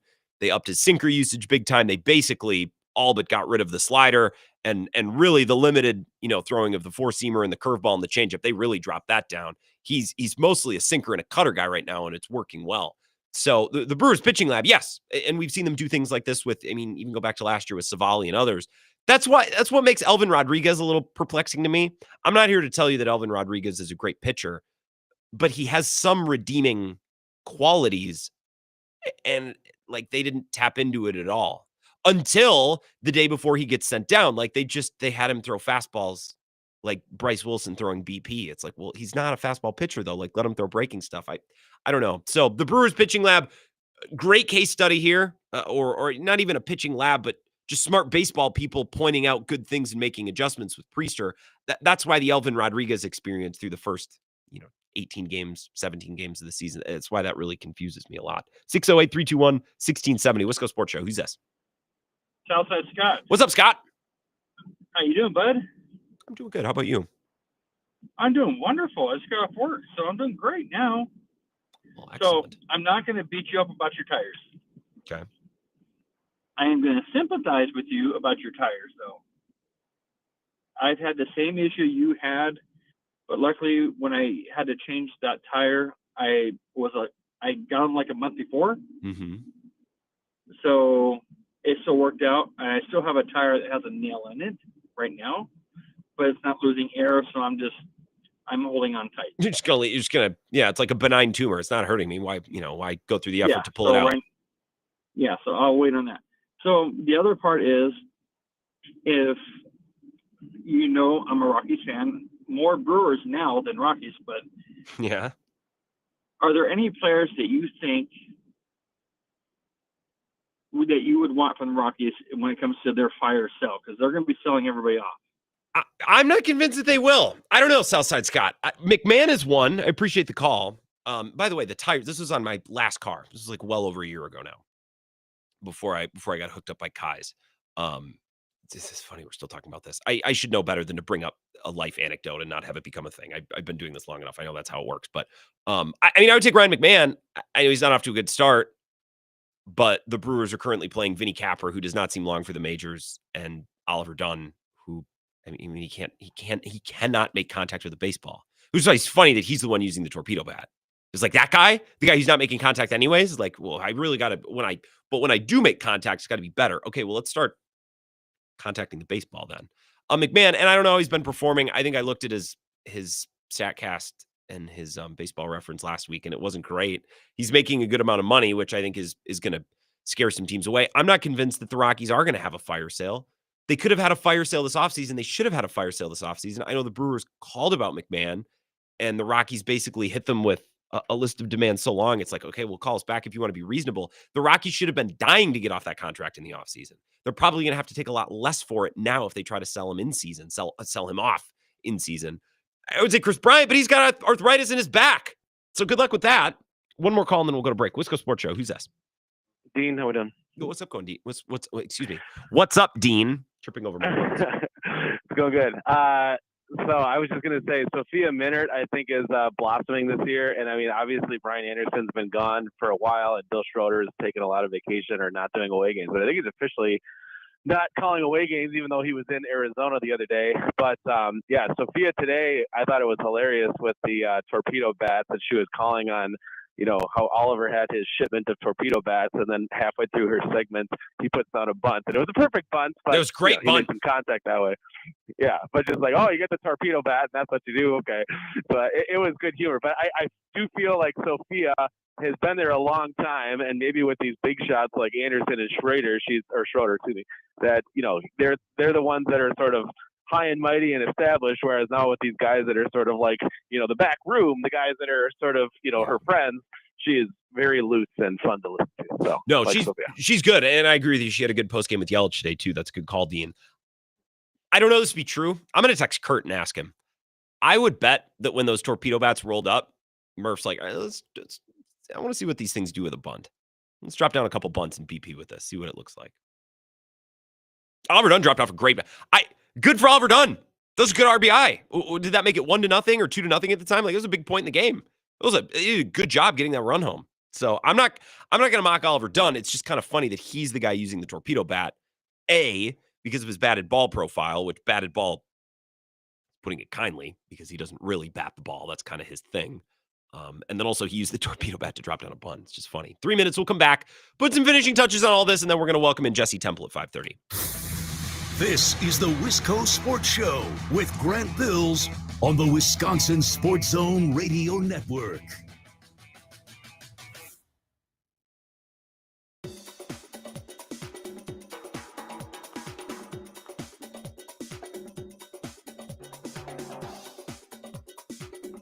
The Wisco Sports Show will resume in 3 minutes.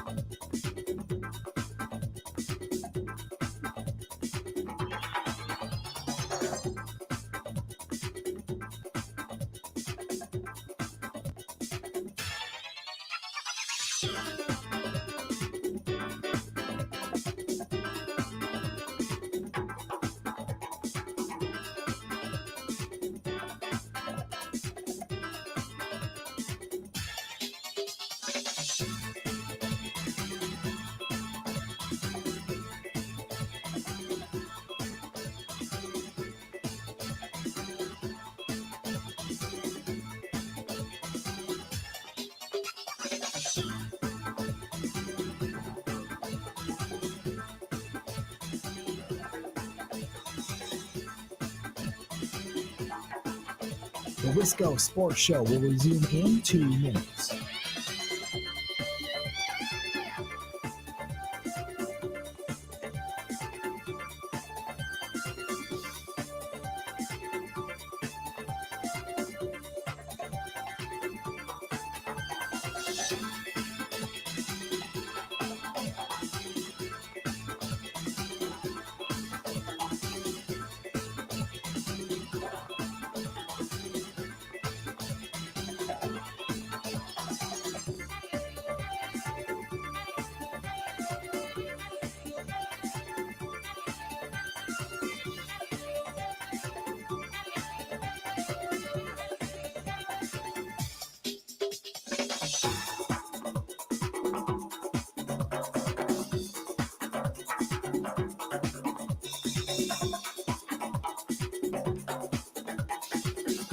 The Wisco Sports Show will resume in 1 minute.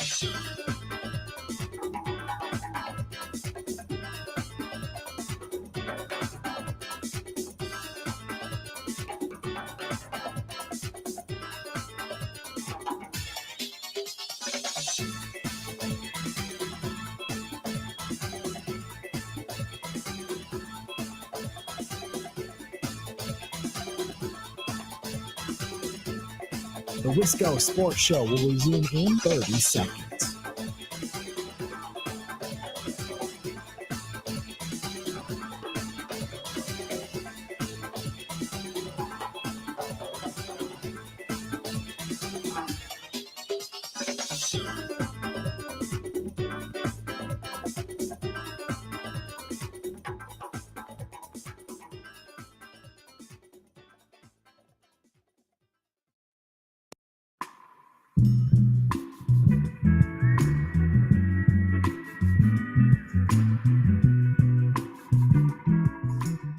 Wisco Sports Show. Jesse Temple going to join us in 10 minutes. Weekly Badgers hit. Some major breaking news. Not really. It's official. Tanner Kosioil. Is that how you say it? Get this guy out of here. For whatever reason, I'm getting hung up on his name. He has entered the transfer portal. He came to Madison from Ball State in January. So he was here a couple months. I hope he enjoyed his time in Madison.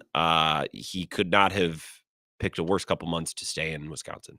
He missed the good parts of it. So, although Ball State and Wisconsin, I can't imagine. Ball State's in Illinois, right? Kentucky, somewhere down there.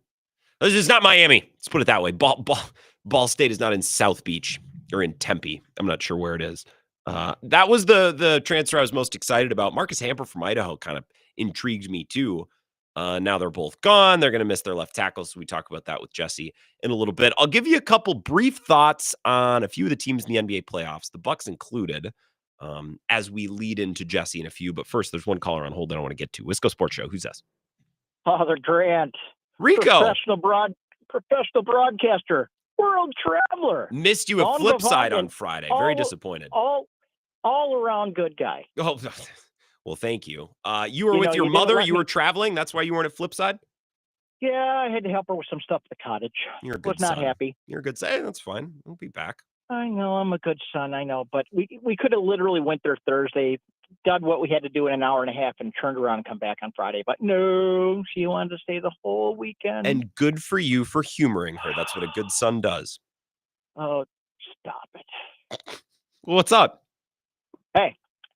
I'm sick and tired of people complaining about the Brewers. Okay. I'm happy where they're at. Okay. Just enjoy it. This is what's odd is they won 4 of 6 series and they're a game over 500. Considering their injuries and their struggles, it's just been the losses have been so jarring. I think it's an eye test thing. Like we can't get some of those blowouts out of our brain. Oh, get over it. They're playing fine. Just enjoy it. It's April. Come on, you're going to have blowouts in April. Do people forget that? I mean, they've had 4 of them in like 2 weeks. Yeah, we'll probably forget them. But it's a daily talk show. We're on the air today. Hey, you know what? Enjoy it. And the first one is against the Yankees. I mean, come on. Damn near murders. I kind of enjoy getting angry about my baseball team sometimes, though. Like, it's therapeutic. I want to get upset about them. Just want to put one more thing out there. Speaking of my mother, for some reason, she decided to listen to you the other day. Poor woman. And, calm down. Take a breath. We're just going to let you know, my mother is a trained speech pathologist. Okay? Okay. And she said, and I quote, that young man uses his voice perfectly. He does not harshly use his voice at all. He is an unbelievably well use of his voice and a good broadcaster. Well, tell your mom I appreciate that. My mom is an audiologist, so she runs in circles with speech paths. I'm very familiar with speech pathology. Oh, yeah, and I'm very familiar with audiologists. So, yeah, they run in tandem. My dad calls them ear nerds. They're so geeked out about the inner ear. Yeah, and my mother might as well be a speech nerd because she talks about people's voices. So there you go. So your mother will be very glad to hear that a trained master's degree holding speech pathologist said that you do not, what is it she said? She said you do not abuse your voice and you use it. Some people, it's funny. Rigo, this is a great call. And next time I'm in lacrosse, we'll chat soon. Some people on sports radio, they think you got to be yelly. You don't have to be yelly. It's funny. You say I use my voice well. I will point you to a text from yesterday that I got from Keith in apartment 15. Thank goodness Tanner Kosioil is leaving. I won't have to hear you call him Tanner Kozoil anymore. Are you dyslexic? It's like what was that moment? I'll pull it over the break because I can't remember the exact word when Conan tripped over his words. We had Norm on. Are you on acid? Because he said one thing wrong. You misspeak once. You can't pronounce one tight end from Ball State very well. And you got people up your butt on the talking text line. All right, when we come back, we'll get to Jesse Temple. I think that's a natural place to leave that segment. We'll talk a little Badgers. And then at the very end of the show, leave ourselves a little time to a couple of thoughts on the NBA playoffs because it got started last night and the Bucks are going to play Saturday. And I feel like we should at least pick at the NBA playoffs a little bit this week among the Badgers and the Brewers in the draft talk. So that's next. This is the Wisco Sports Show with Grant Bills on the Wisconsin Sports Zone Radio Network.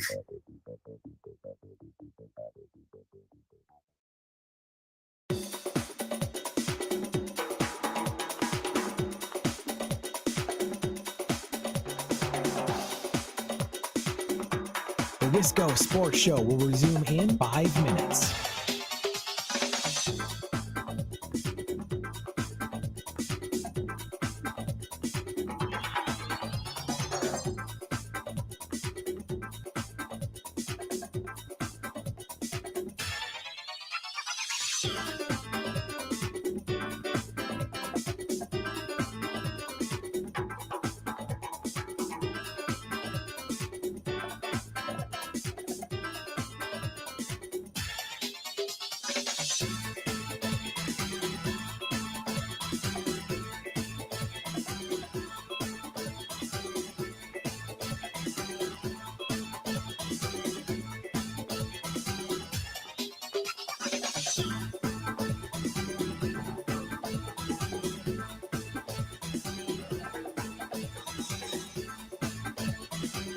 The Wisco Sports Show will resume in 4 minutes.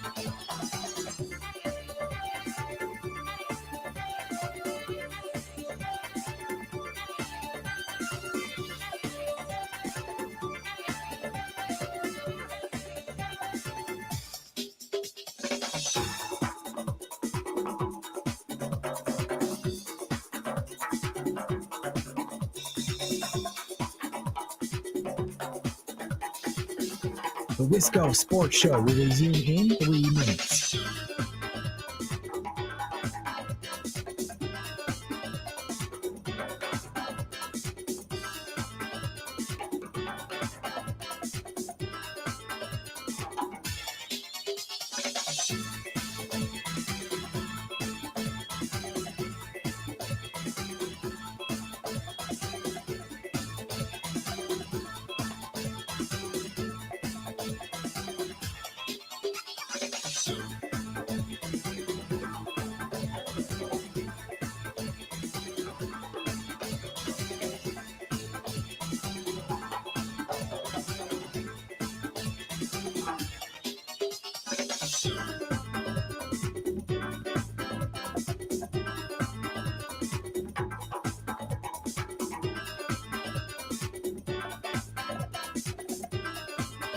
The Wisco Sports Show will resume in 2 minutes.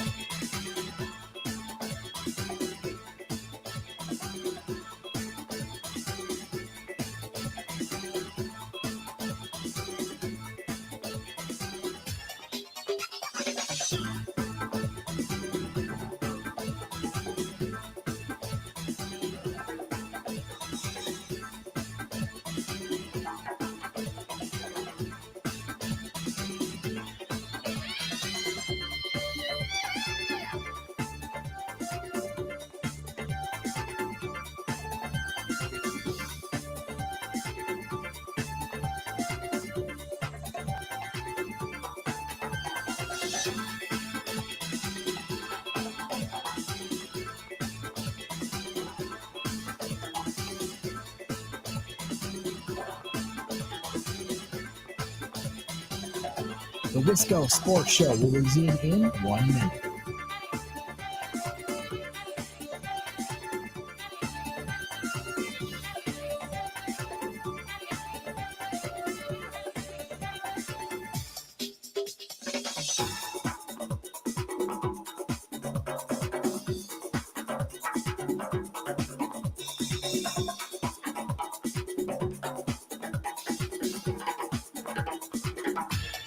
The Wisco Sports Show will resume in 30 seconds.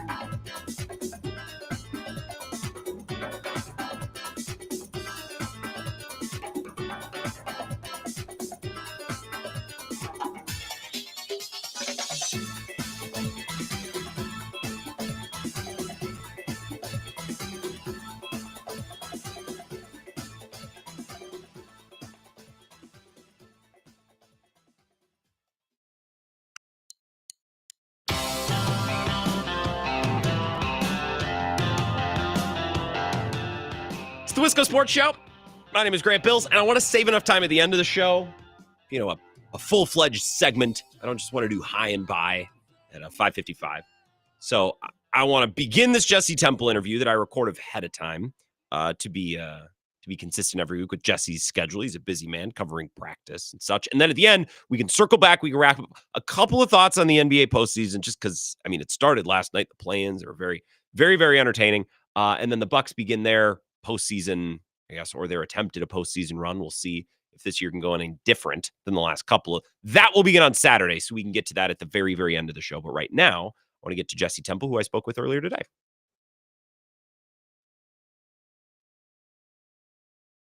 At least I would like to.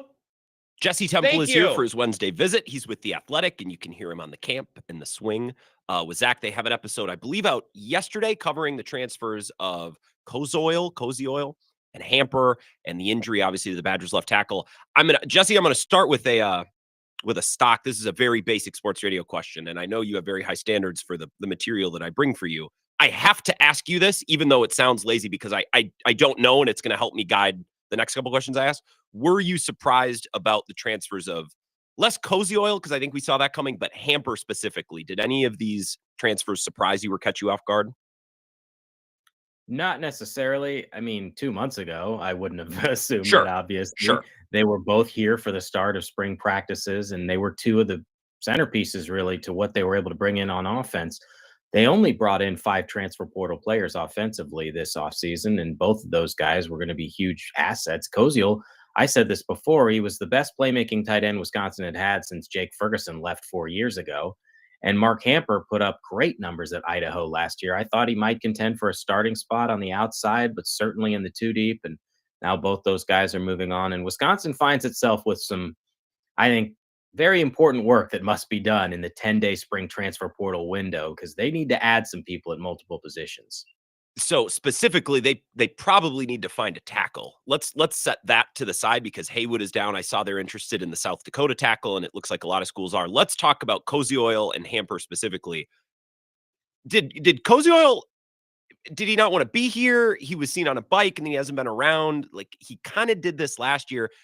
Hamper seemed like maybe his opportunity just wasn't there. I feel like the opportunity would have been there. I thought the football situation for Koziol was pretty good. Yeah, Tanner Koziol was working with the ones at the start of spring ball, and Jeff Grimes, the new offensive coordinator, very much values 2 tight end sets. And so it was Tucker Ashcraft and Tanner Koziol, and Tanner got a lot of compliments coming into spring ball because he added 20 pounds in the weight room. He was up to 257 pounds. He was 6'7".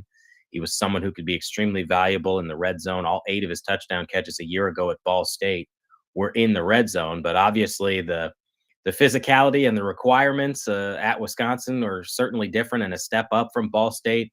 And I thought it was interesting when Luke Fickell talked to us after practice Tuesday, he consistently used the words grown man.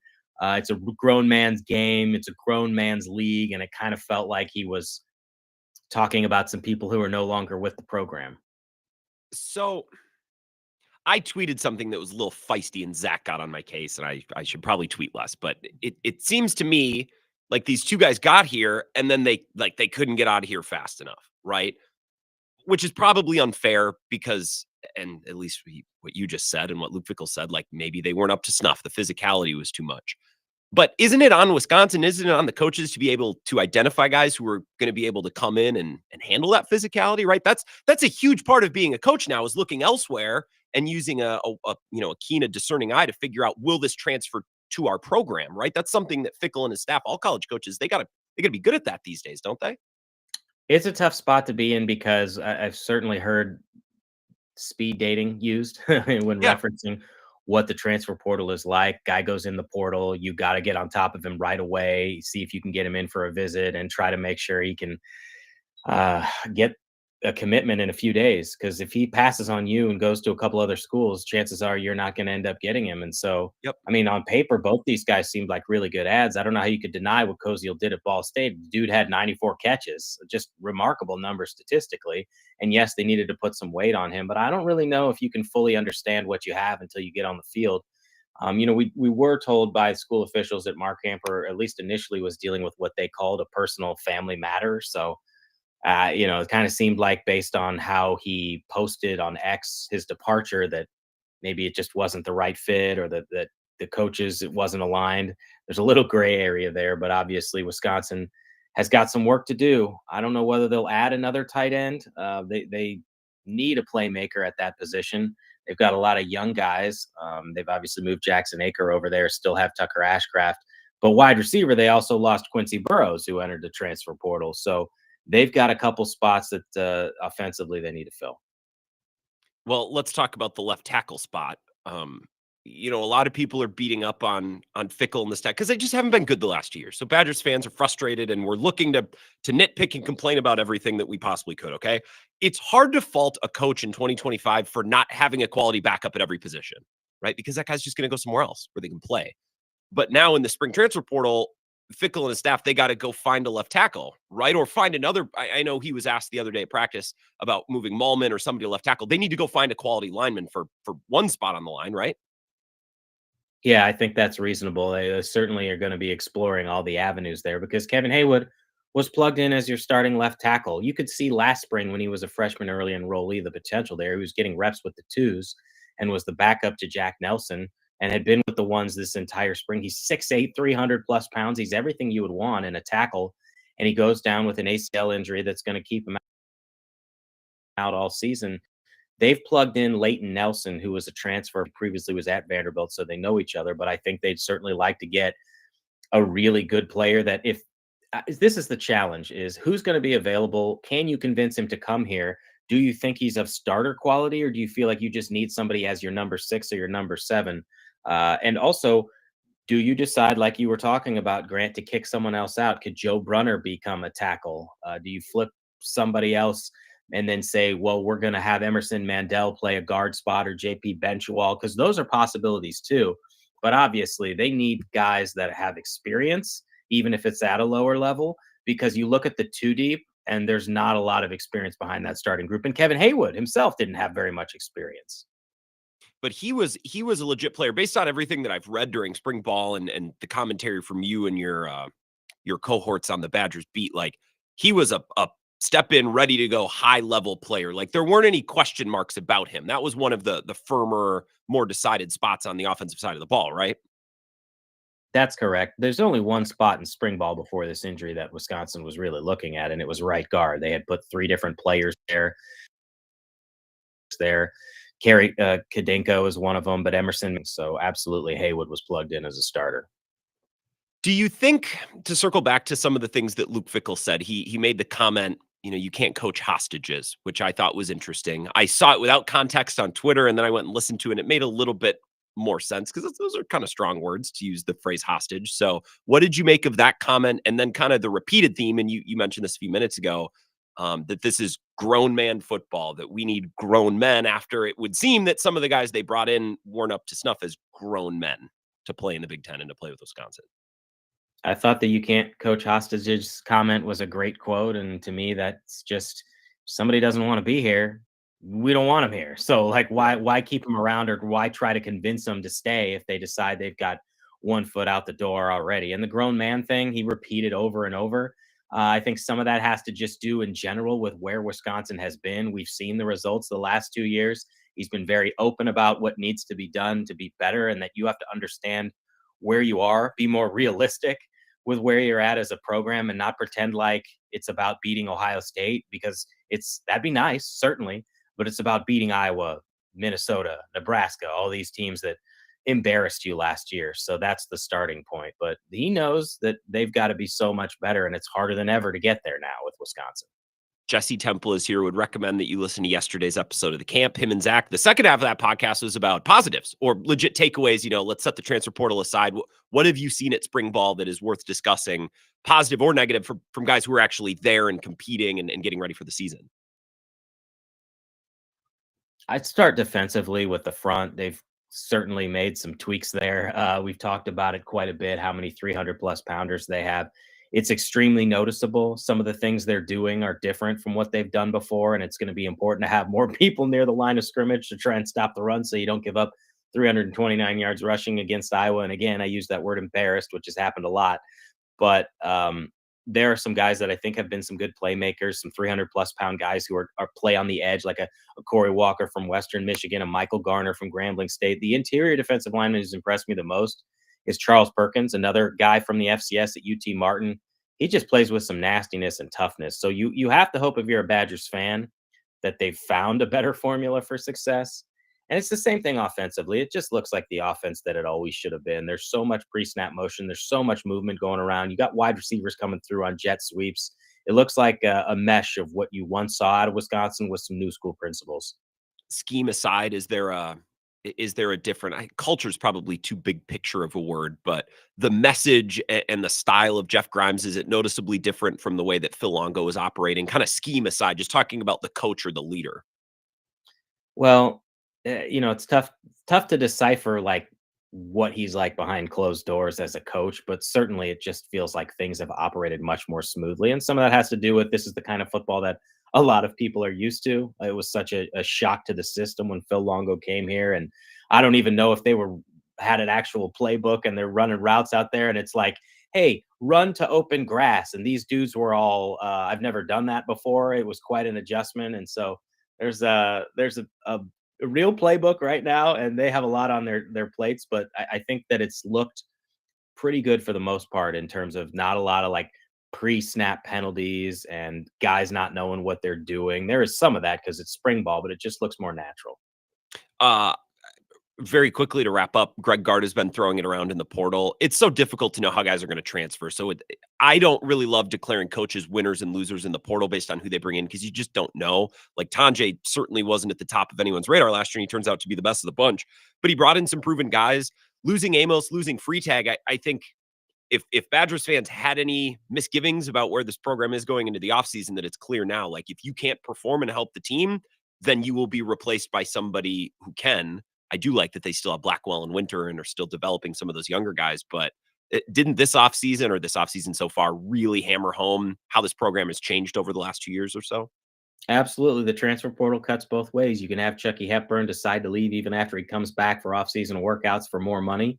And you can also, as a staff, evaluate who you have and see whether it's really worth having that player there when you don't expect that he's going to be a guy in the rotation next year. And it's not like Daniel didn't have that opportunity, but people are looking for where they can play with more immediacy, and it just wasn't going to happen at Wisconsin. I have to say there was a lot of hand-wringing, obviously. I'm sure there was on your show last year at this time, Grant, with all these guys Wisconsin's basketball program was bringing in and they weren't getting. I think they've hit a home run so far. You went and got Nick Boyd to be a point guard, a guy you can add in the backcourt with a John Blackwell, assuming John decides to return. That's the assumption. He's going to test the NBA draft waters.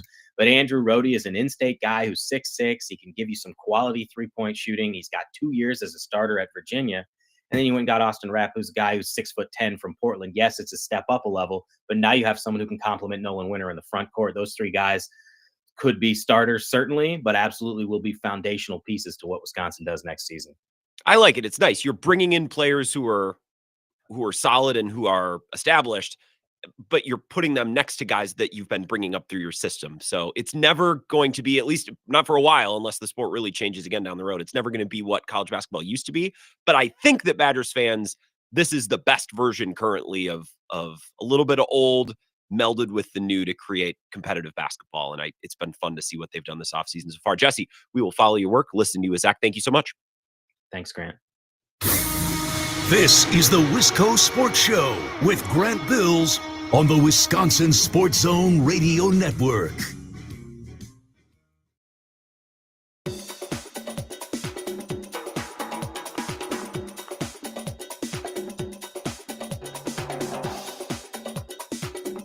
The Wisco Sports Show will resume in 3 minutes.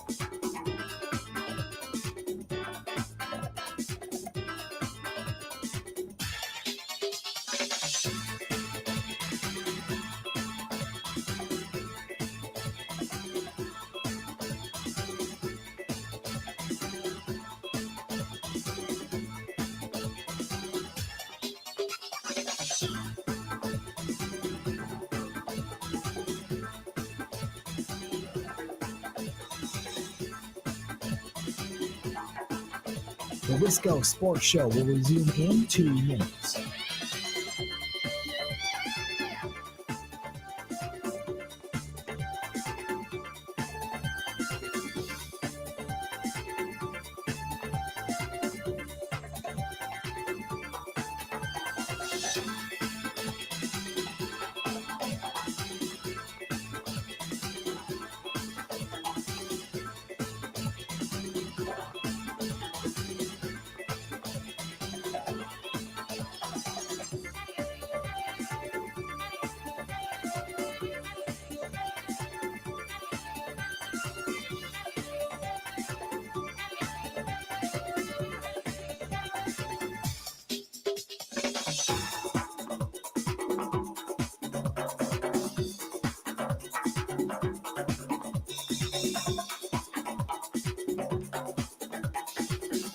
The Wisco Sports Show will resume in 1 minute.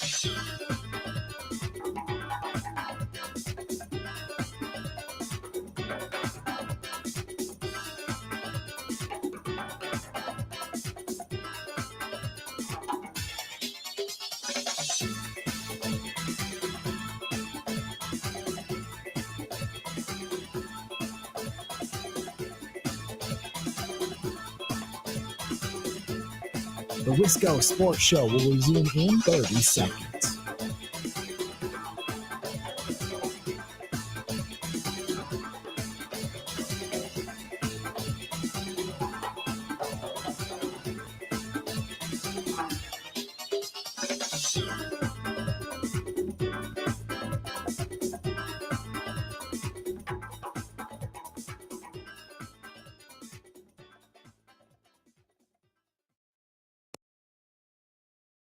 My mother is a trained speech pathologist. Okay. Okay. And she said, and I quote, that young man uses his voice perfectly. He does not harshly use his voice at all. He is an unbelievably well use of his voice and a good broadcaster. Well, I will point you to a text from yesterday that I got from Keith in apartment 15. Thank goodness Tanner Kozioil is leaving. I won't have to hear you call him Tanner Kozoil anymore. Are you dyslexic? Now, Norm, you have a theory apparently that it's very famous for difficult people to bomb. It's very famous for difficult people to bomb. What are you, on acid? Sorry, I'm channeling your old Bob Dole character. You've said it's very difficult for famous people to bomb. That's what I meant to say. You're actually more articulate when you're not reading off a blue card. I am appreciative of the compliment from Rico's mother, who apparently is a speech pathologist. Listen to the show. But I got a text yesterday. It's like, you just cannot do Tanner Kozioil's name. Are you dyslexic? It's very famous for difficult people to bomb. What do you want, acid?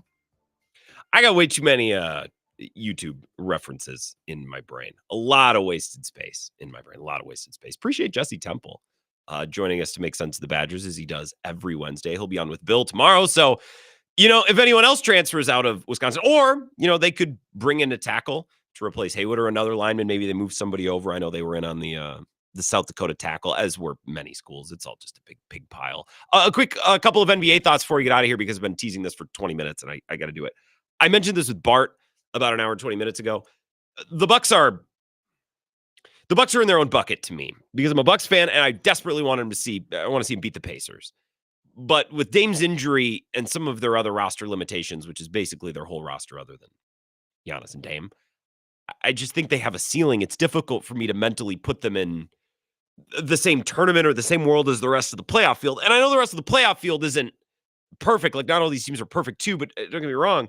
But like, I'm thinking more about the top 2 or 3 teams in each conference. So Cleveland, Boston, New York, Oklahoma City, Houston, LA, the Lakers, not the Clippers, although the Clippers have played pretty well too down the stretch, but the Clippers always give us a head fake. So I don't know, put them to the side for a sec.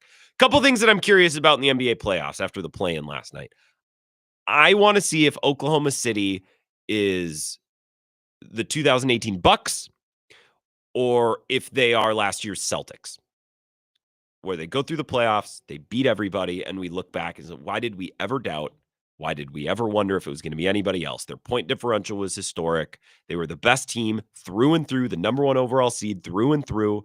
They won 68 games. Like, why did we ever doubt? Or are they going to lose in round 2 to a team with more star power? And are we going to walk away thinking, well, yeah, they were highly tuned up to win as many regular season games as possible. They're the youngest. They're the deepest. Shai Gilgeous-Alexander is a star that navigated the regular season well, but when the game slows down, can you rely on the free throws? Can you rely on the isolation scoring, right? That kind of thing. I'm very excited to watch the Lakers. I kind of hope that they make the finals out of the West. I think that would be the most intriguing thing for everybody. It's not really even a LeBron thing. It's a story thing, or the best possible story, because the story of last year's NBA playoffs kind of blew, and so did the year before. When it was, who was it the year before? Even was it Nuggets Heat the year before? Starting to lose track. Cleveland, much of the same. Like, is Cleveland really that team, or are they a team that was, highly tuned to win a lot of regular season games and then they can't hack it against deeper teams? I have zero interest in Boston. I don't think they're interesting. I don't think they give us talking points. Last year, their run to the championship was probably one of the most boring runs to an NBA championship I've seen in a long time. But I think that was more about the rest of the playoff field. Like, nobody gave them a series. I wanted to see that team in a series. I wanted to see them in a situation. Like, the other team just evened up the series. Now you got to go on the road and answer, right? Like, we never got to talk about playoff adjustments. We never got to talk about matchups. We never got to talk about any of it because none of the other teams were any good. And I guess a green team or a Celtics person would be like, well, the Celtics were that much better. I don't think that's true. I think the rest of the league kind of sucked and everybody got hurt, especially in the East. Maybe not in the West. I would have preferred to see them play the Nuggets in the finals or even the Wolves. The Mavericks with Luka were fun until Luka ran out of gas because, well, he looked like he was filled with gas. He wasn't physically on the level that Tatum and Brown were, and the Celtics were much better across the board. So I'm not interested in the Celtics. I mean, if they're out in the first round, that would make my year. That would absolutely thrill me. Houston should be fun. And I would like for Denver to lose as possible too, because as we talked about with Bart, like, I don't understand why people are doing, hey, why not Jokic?